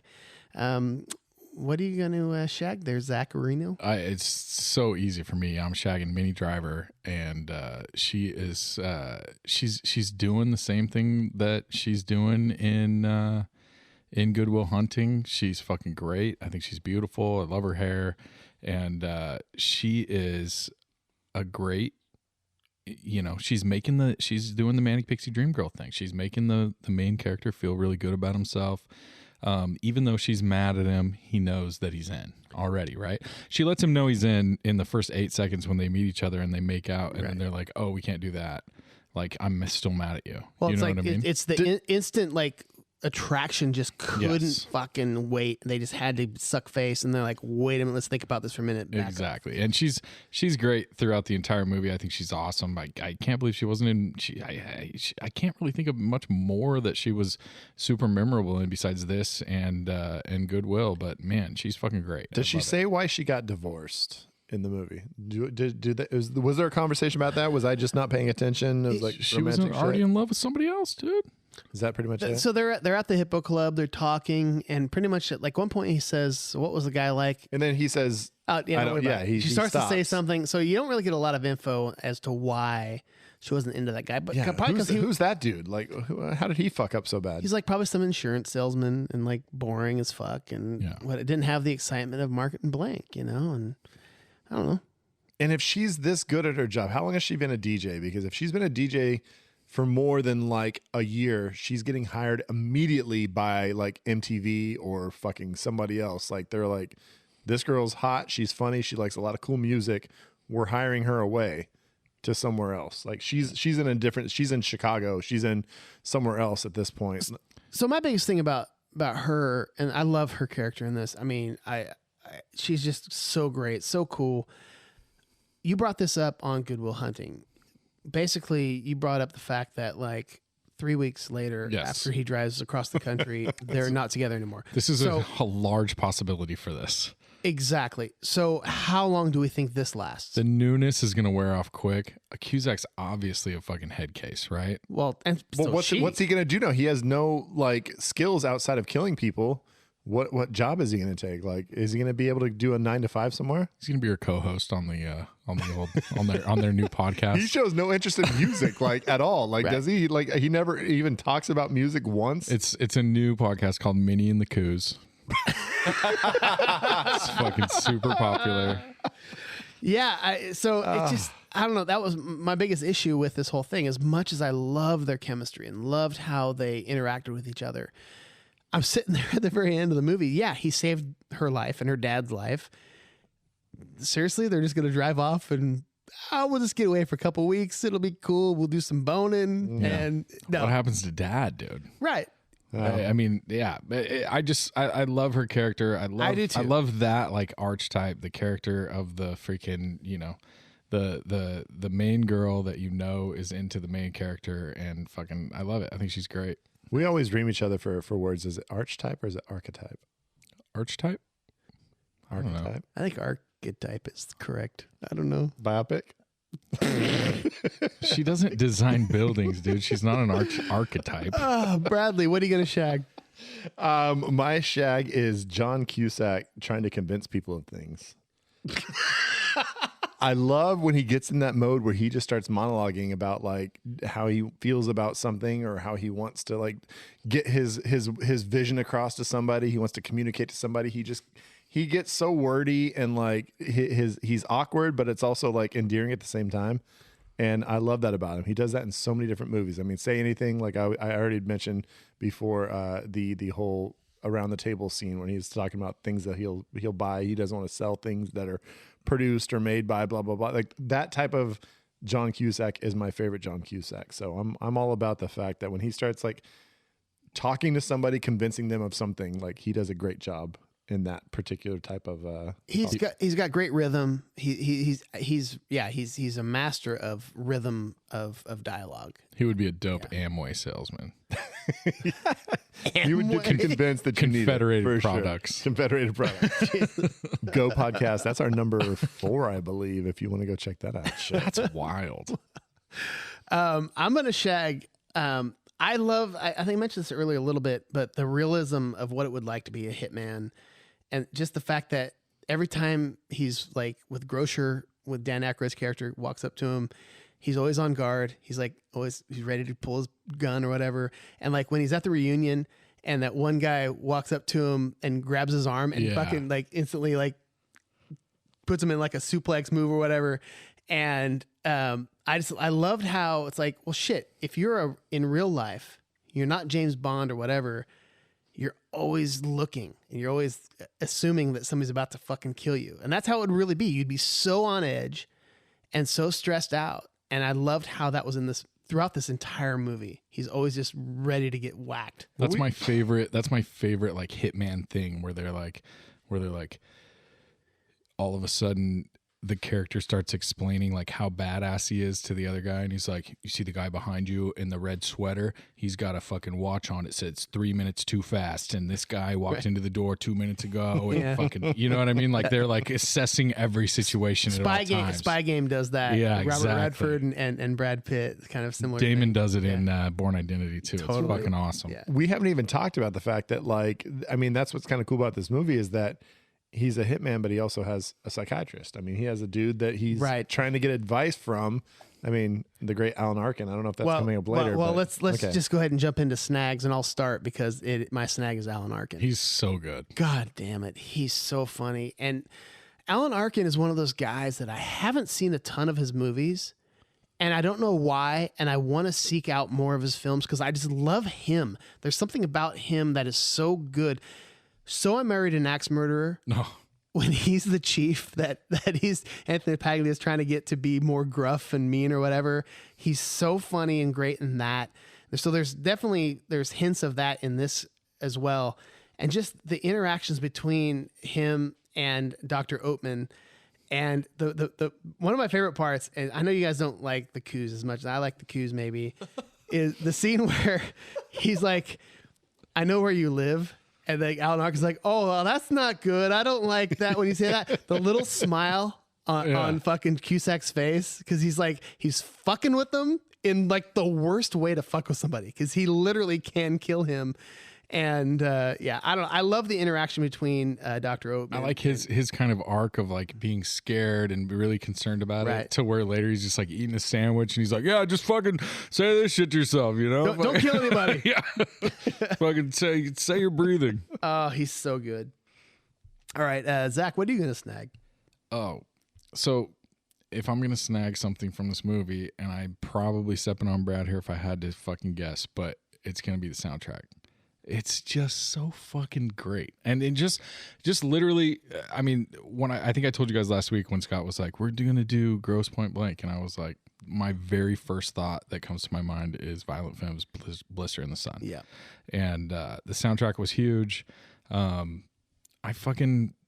like it all. It's fucking killer. What's interesting is there's a ton of songs that I really don't know, and I wouldn't normally have their albums, but as they're playing through this movie, they just work so well. Agreed. And one of my favorite musical parts is the Guns N' Roses cover of Live and Let Die. And so it busts in, and he's walking into the Ultramart, and it's the full version of Axl Rose, whatever. And all of a sudden, right when he walks in the front door, it turns into an elevator music version. Yeah, the Cusack version. Absolutely. Such a cool little touch. So dope. Where it goes That's from one of my favorite things about this whole movie is that little transition. It's so cool. And they do such a good job throughout this movie of just the music fits so perfect the whole time. And before if we're stepping all over your. But I want it before we get off of it. There's another musical moment that I want to talk about before we. Okay, which was my second snag. I had a backup in case anybody took Alan Arkin, but so that scene where he's at the reunion and he's holding the baby, and staring at it. That's the fucking cutest baby in the history of babies in fucking film. Are we serious? I almost wanted to snag the baby just because that baby is so fucking Jake sitting here though. Jake has his little boy Mikey is one of the cutest little kids I've ever seen. He's the most smiliest kid. Anybody that meets him, he's just instantly smiling. He's just got a great personality. Yeah. I honestly kind of thought, I was like, dude, this kind of reminds me of little Mikey. So, love it. Shout out to Jake's baby. Yeah, Jake's baby. What's up, Jake's baby? Hi. But that whole scene, what's crazy is like he's got it on his lap, and that the facial expressions, like little smile. Maybe he just had gas. I don't know, but he had this little smile, and then the music in the background is Under Pressure. Yes. Mm-hmm. And it's going to that whole build up. I was just about to say, but it's like the crescendo. The crescendo at the end, and it's so cool, and how they do that, and John Cusack's having this moment where he's like realizing, oh my God, there's more to life than killing people. It's like, that's what I got out of it. He's like, I think that's what you're supposed to get. Yeah. He's realizing, oh my God, there's a world out there that I'm not a part of, and I need to get on it. I want to make babies with Minnie Driver. I think 1,000% what he's thinking. Just speaking of Under Pressure, though, have we all seen and if you have not, amazing, the YouTube clip of Rob Van Winkle, Vanilla Ice, explaining how different Ice Ice Baby is. We're talking about Under two Pressure. different things here. No, Rob Van Winkle has a thing. He's like, no, see, theirs is like, da, da, da, da, da, da, da. And it, or maybe I threw the extra. Yeah, and mine is da da da da da da da. No, it's just not any different. It's this. It's da da da da da da da. And then his is da da da da da da da da da da. Yeah, that's what it is, and it's so ridiculous that he's so earnestly trying to like explain that it's not the exact same. I didn't rip it off. I swear to God. So, but no, my shag, of course, is the soundtrack. I mean, Joe Strummer of the Clash, he kind of puts the soundtrack together. So. Thanks for bringing that. I was going to bring that up earlier and I forgot. Thank you. Yeah, it's a mix of just and so this is 97. At this time, this is like the third wave of ska. So like ska is kind of the thing. I had friends that were in ska bands, and I saw quite a few little ska shows here and there. Can we time out for just 1 second? You just said the third wave of ska. It's called third wave of ska. I didn't know there was the first wave. The first I knew there was wave, a first one. First wave is Jamaica. Second wave is England. That's the whole Clash, the Police, specials, and stuff like that. And then the third wave would be like the United States. Be like Real Big Fish and Power fucking punk. Bull Love this. Scott. I didn't know this. Yeah, ska That's great. core. Yeah. Okay. So yeah, so all the different bands that they have here, it's this perfect mix. If you wanted to really kind of get a feeling of kind of the kind of eclectic style of music I like, you've got Faith No More, you've got Guns N' Roses, you've got Queen with David Bowie. I mean, it's this nice little mix, and then you've got the Clash, you've got the Specials. This is inside baseball, but what was the fucking what was the ska band from Houston? They were called B420. B420. Yes. B420. Yeah, your brother was in that band, wasn't He helped them kind of record a demo at one point. Yeah. I don't But think my he was in brother that band was. It was he? He's like the Rick Rubin of Houston, is what that's what I'm kind of realizing. Yeah, he produced a lot of albums that went on to sell 3 cassettes. Tens of cassettes. You could personally call everyone that bought this cassette. We literally know them. So yeah, no, great soundtrack, absolutely. And Faith No More, that was the original singer, Faith No More. So probably, Yeah. a lot of people don't realize that was Faith No More. That We Care a Lot when they're in the parking lot going into the reunion. That's Faith No More before Mike Patton. comes in. Yeah, that's with Chuck Mosley.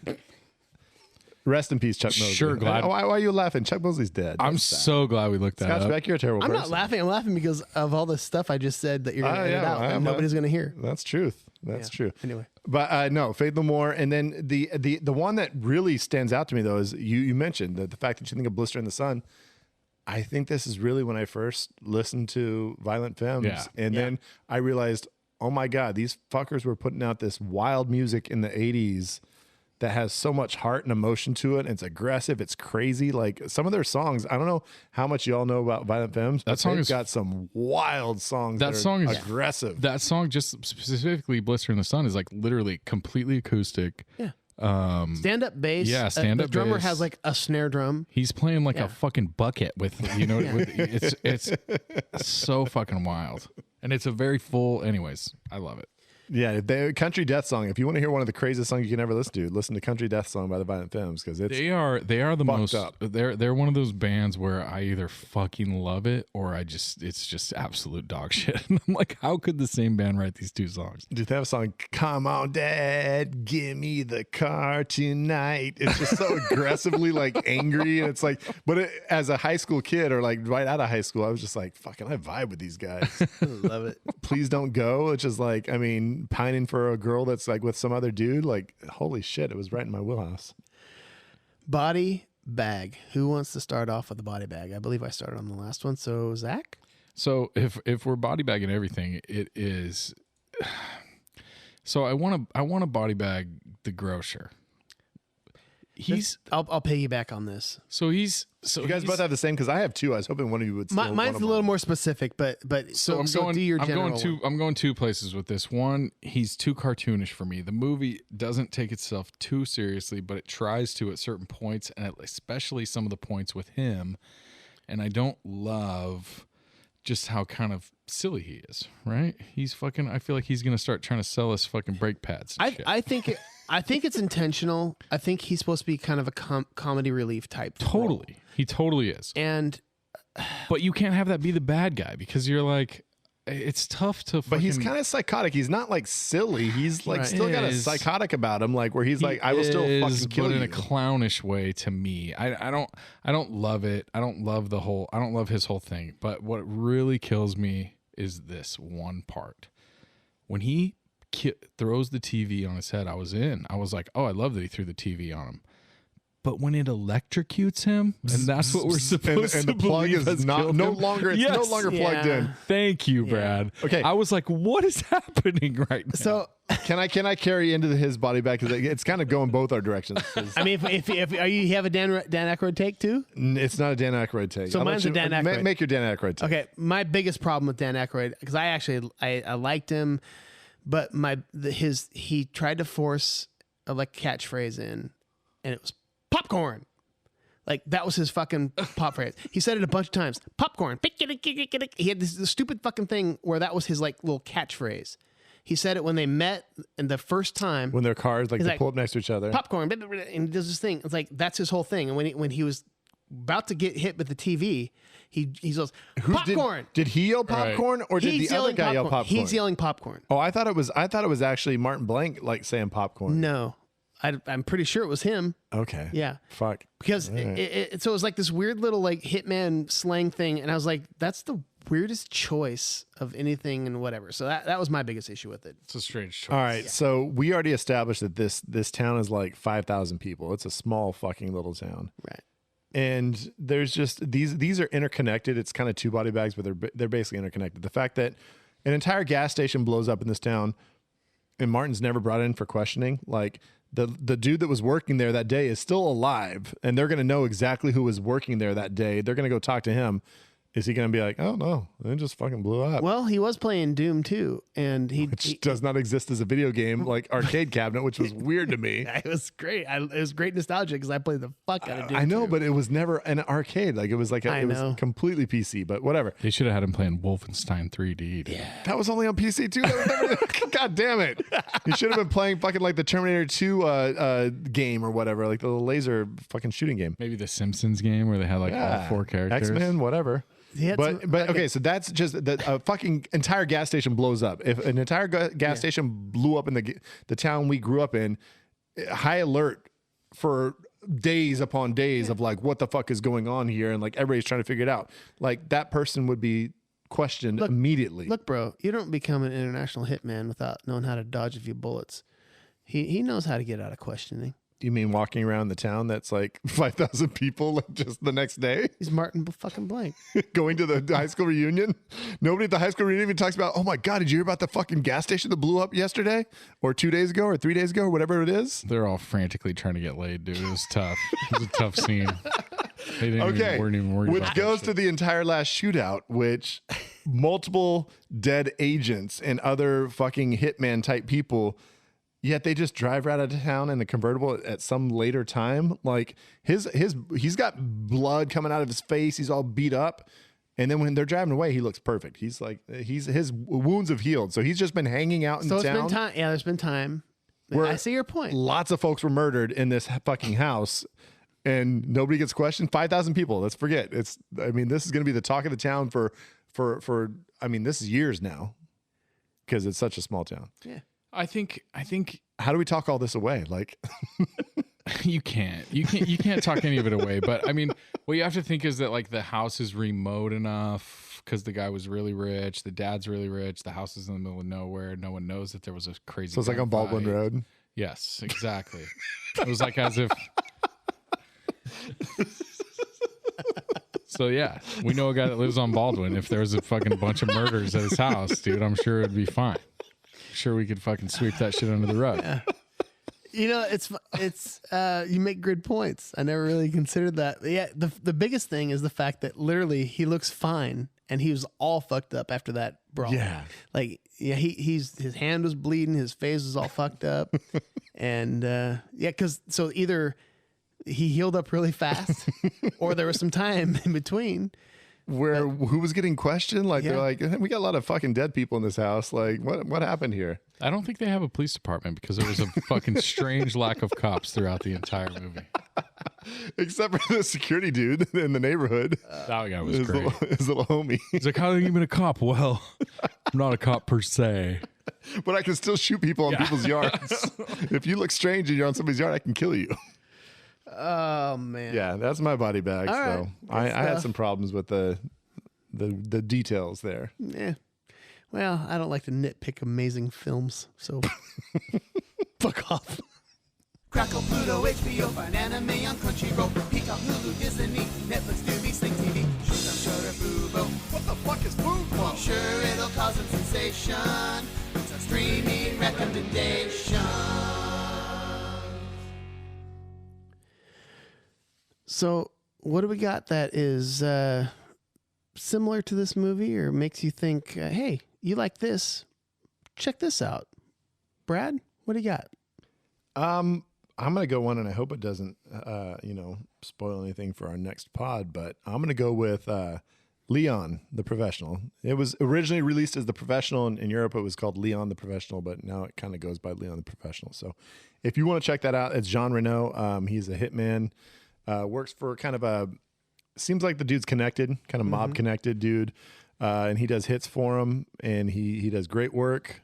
And he happens to see a little girl's family get murdered and takes her in to kind of become her father figure. And it's weird, a little awkward. Gary Oldman is off his fucking ass in that movie. Gary Oldman is just... Are there parts where Gary Oldman's not off his ass? I mean, Jesus Christ. Fair enough. He's fucking just a wild man. But he's so fucking good in that one. He is great. I mean, when they say, do you want everybody? It's so great. It's a fun movie. It's a very cool action movie.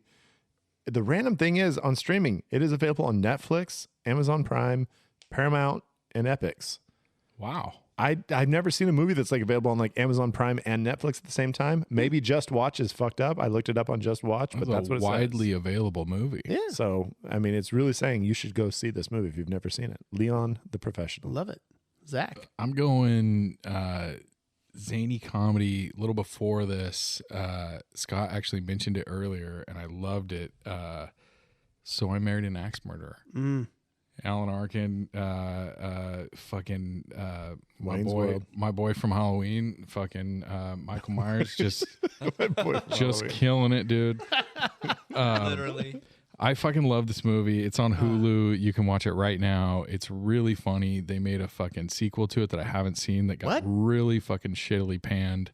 There was? Huh? It just came out. It's like a spiritual successor. It just came out. It's called The Illuminati or some shit like that. I can't remember what it's called. I mean, The Triumvirate. Yeah. so basically, yeah, It's like a character from the movie within their own movie. So I Married an Axe Murderer, his dad, Right. who is Mike Myers, Right. Talks about. is talking about the triumvirate, the whole thing with the Illuminati and So stuff it's like an that. offshoot movie. Got it. Okay. It just came out. It got pretty panned. I haven't seen it yet. I don't recommend that one, but I do recommend So I Married an Axe Murderer. I think I even saw this in the theater, like as a youngster. Yeah. But go check it out. Dude, it's on Hulu. The Phil Hartman scene as Vicky is one of the most amazing. Phil Hartman, he's so fuck. I mean, I feel like we don't talk Rest in about Phil Hartman peace. enough, dude. Fuck. God dang. Okay. And then so I'm got talking about hitmen and people that you're kind of rooting for. A movie called Lucky Number 11. Oh yeah.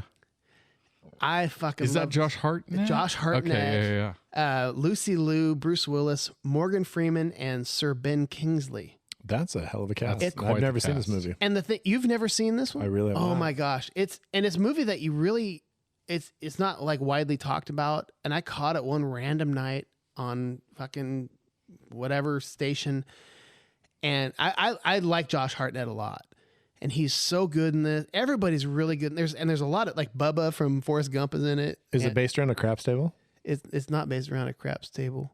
Like the drunk dude is a fucking lucky number 11. Let's go. No. I think his has nothing to do name with is it. Slevin, right?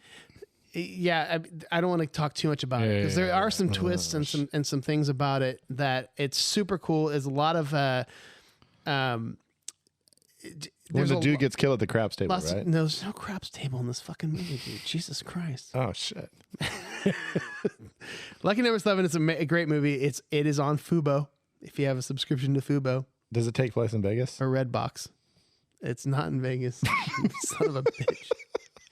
Maybe Atlantic City. I don't know.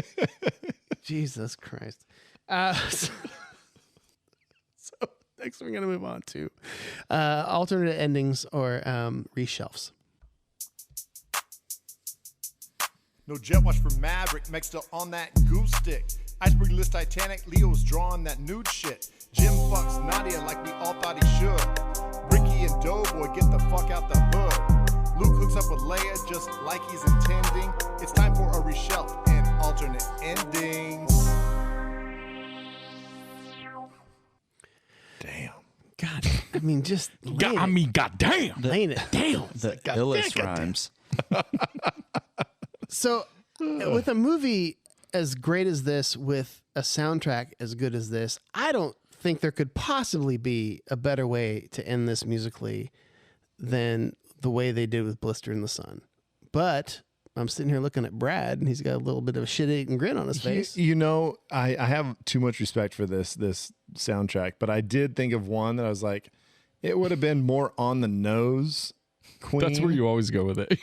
You're always like, pretty much. you go real on the nose here. Queen, from their album Innuendo, which was like the early 90s, was one of the last Freddie Mercury albums. And they have a song called The Hitman. It's a fun little rocker. It like would have come in hard, and he's just talking about being a hitman. And I was like, okay, that could have been a little bit more just summing it up at the end. I love the just like the veiled like eroticism in every Queen song. Yeah. Like the Hitman. What do you think he's talking about? Things are getting down. Yeah. but I again, I've said this before. I'm not the biggest fan of songs getting brought up multiple times in a movie. Oh, I Like, love it though. the fact that they bring back Blister in the Sun is not necessarily my favorite. I'd actually forgotten that it was earlier in the movie. I just remembered it from the end. But then on this last watch, I was like, oh shit, they played it earlier in the movie too, and it worked. I wasn't mad. But Yeah. I forgot that it was used earlier. So, Zach, you got any music? I got no songs, Yeah. but I've got some ideas for how we make this movie better. So please do. Let's do an alternate ending for this. So the alternate ending is gonna go.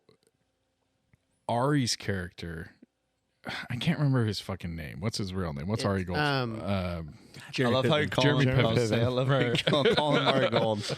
So fucking Jeremy Piven, he goes in, they're obviously like good buddies from school, and then he helps him freaking hide a body of a guy that he just murdered. Stuff into a furnace. Yeah, and then he's just like, all right, peace, and that's it. And nothing fucking he doesn't hook up with the chick he's been working on all night, dancing with her, Jimmy like Slater. Yes, trying to make that happen. He ends up doing this thing with the other guy, and then he just disappears. I think that we need some justice for fucking Ari in this movie. Okay. Right? And when they go up to that bar, they're all just dirty as fuck. It's like, how are people not like pointing this out? Like, what the fuck happened to you guys? The thing is, though, if you look closely, one of the bartenders like looks at him and he's like gives kind of like, holy shit, what happened to these guys? Like, and like when they walk back, it looks like the two of them got into a brawl. Yeah, there was together. some fight outside. One of the bartenders actually does a really good job as an extra, as making this little face. It's subtle. He's like,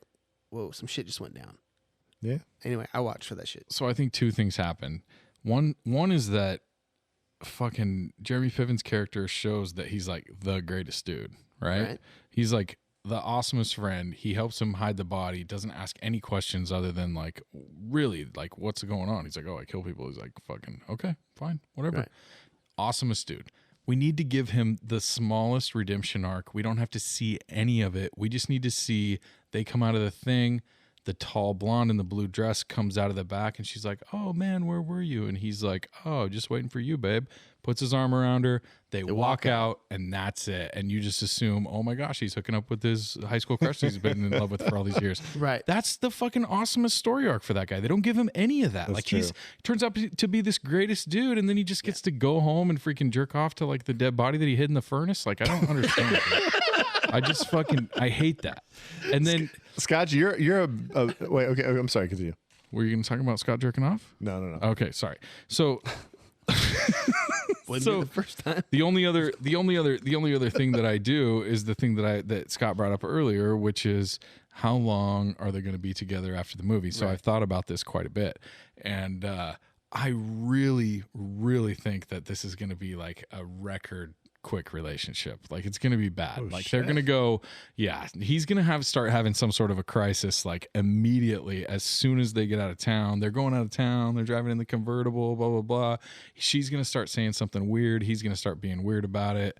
I don't think it's going to last very long. So you think at all. this lasts less long than Then, Good Will Hunting? Oh yeah, for sure. Okay. For sure. Which is weird because I think the chemistry between these two is so crazy Agreed. that But that's what makes it volatile. She's a ride or also. die. I think she just No. is loving the craziness a little bit. I she's think that- she's kind of wacky, man. They're too into it. They're too like charged. They're gonna get in a fist fight in the street, like at night. At some point, the cops are gonna come. It's gonna be bad. All right. Scotch, I wanted to ask you though. Did you notice did you feel the Jeremy Piven jump scare? Jeremy Piven jump scare. No. Maybe it's because I was listening to my headphones. I was watching it on my computer. when they're driving in the car and all of a sudden like he like erupts like again like 10 years. That shit made me jump. I was like, oh my God. I said, Scott probably peed his pants.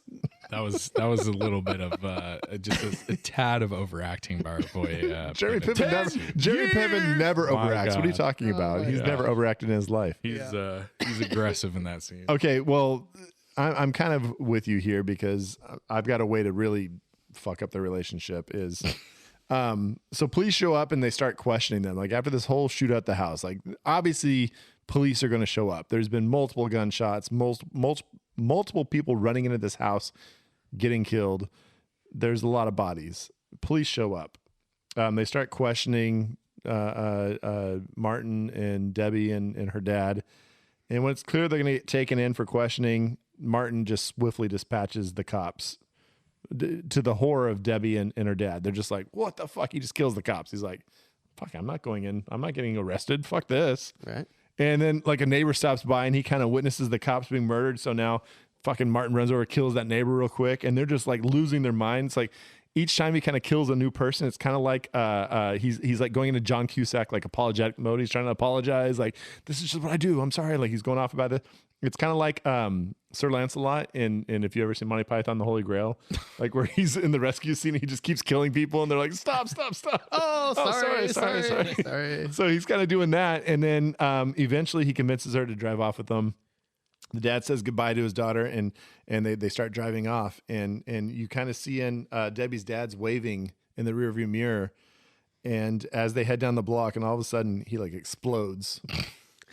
And Martin kind of smirks, and then they just kind of drive off to their new future. It's like he knew he had to get rid of the last little piece. He's like, well, I can't have the dad alive. Like the last contract he had was her dad. And it makes sure that he stays alive because it kills that last person he's supposed to kill to make amends for whatever fuck up he had. So that's like his last little piece of the puzzle. And he's like, yeah, she didn't need her dad. We're just gonna drive off. I'm in. She had daddy issues anyways. So you had to blow him up. I did love the interactions between Martin and his dad or her dad. Yeah, the dad is great. He was so when he's good. just asleep with the fucking. He's got a glass of scotch on the table. He's like, "Fuck it, let's drink." Yeah, fuck it. How you doing? You know me, same old sellout. Fucking whatever. Yeah, it's weird. Great. I don't have anything because I think this movie's perfect. I picked it. I think it's great. Do you want to drop just for our long lost soulmate? I mean, Nate's the Grosse Pointe Blank Till Dawn. That's a fucking long title.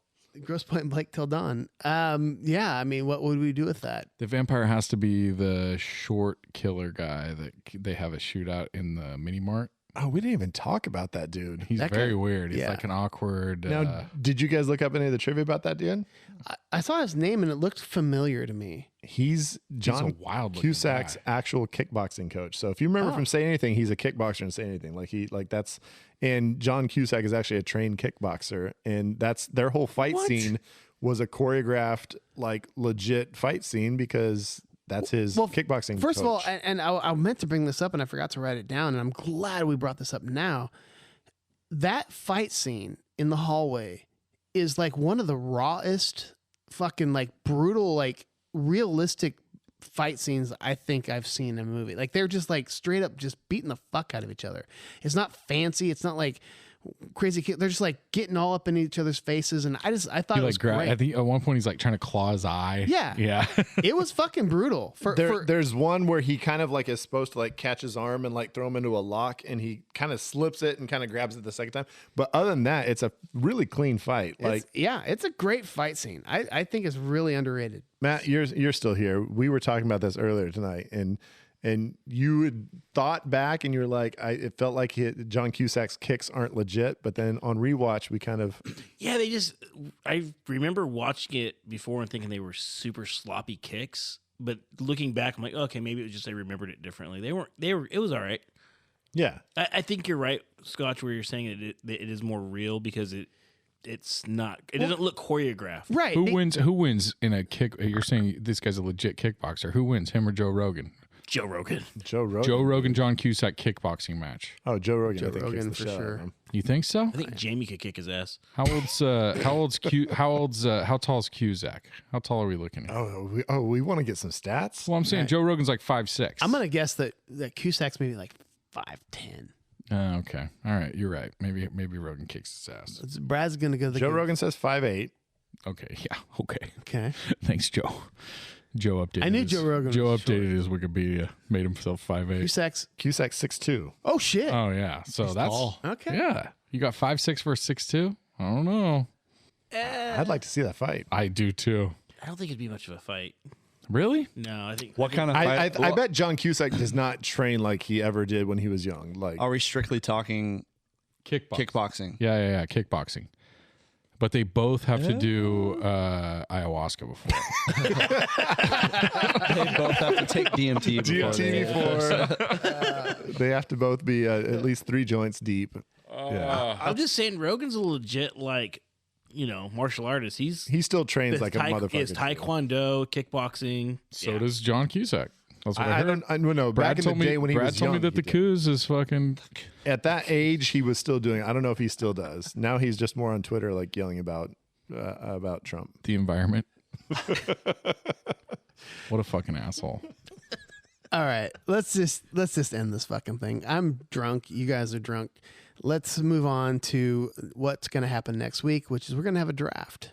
Tune in next week. We got Jake and Matt coming back, and we're gonna do a draft of the most memorable hitmen in a movie. Hit people, persons. hit peeps. Yeah. Hit peeps. And so it's going to be great because Jake's going to come back. He's going to actually join us as drafting, and then we got Matt over there is going to judge us. So Too late. He's already been judging judging us since the moment he walked into the canteen. So thank you guys so much, and listen next week to the most memorable hit persons. Bye-bye.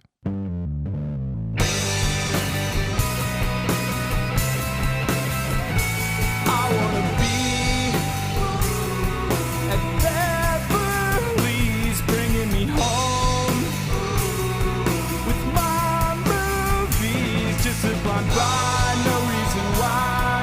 I love this scene. Nick Nazak and Brad, your favorite podcast. Let's start this.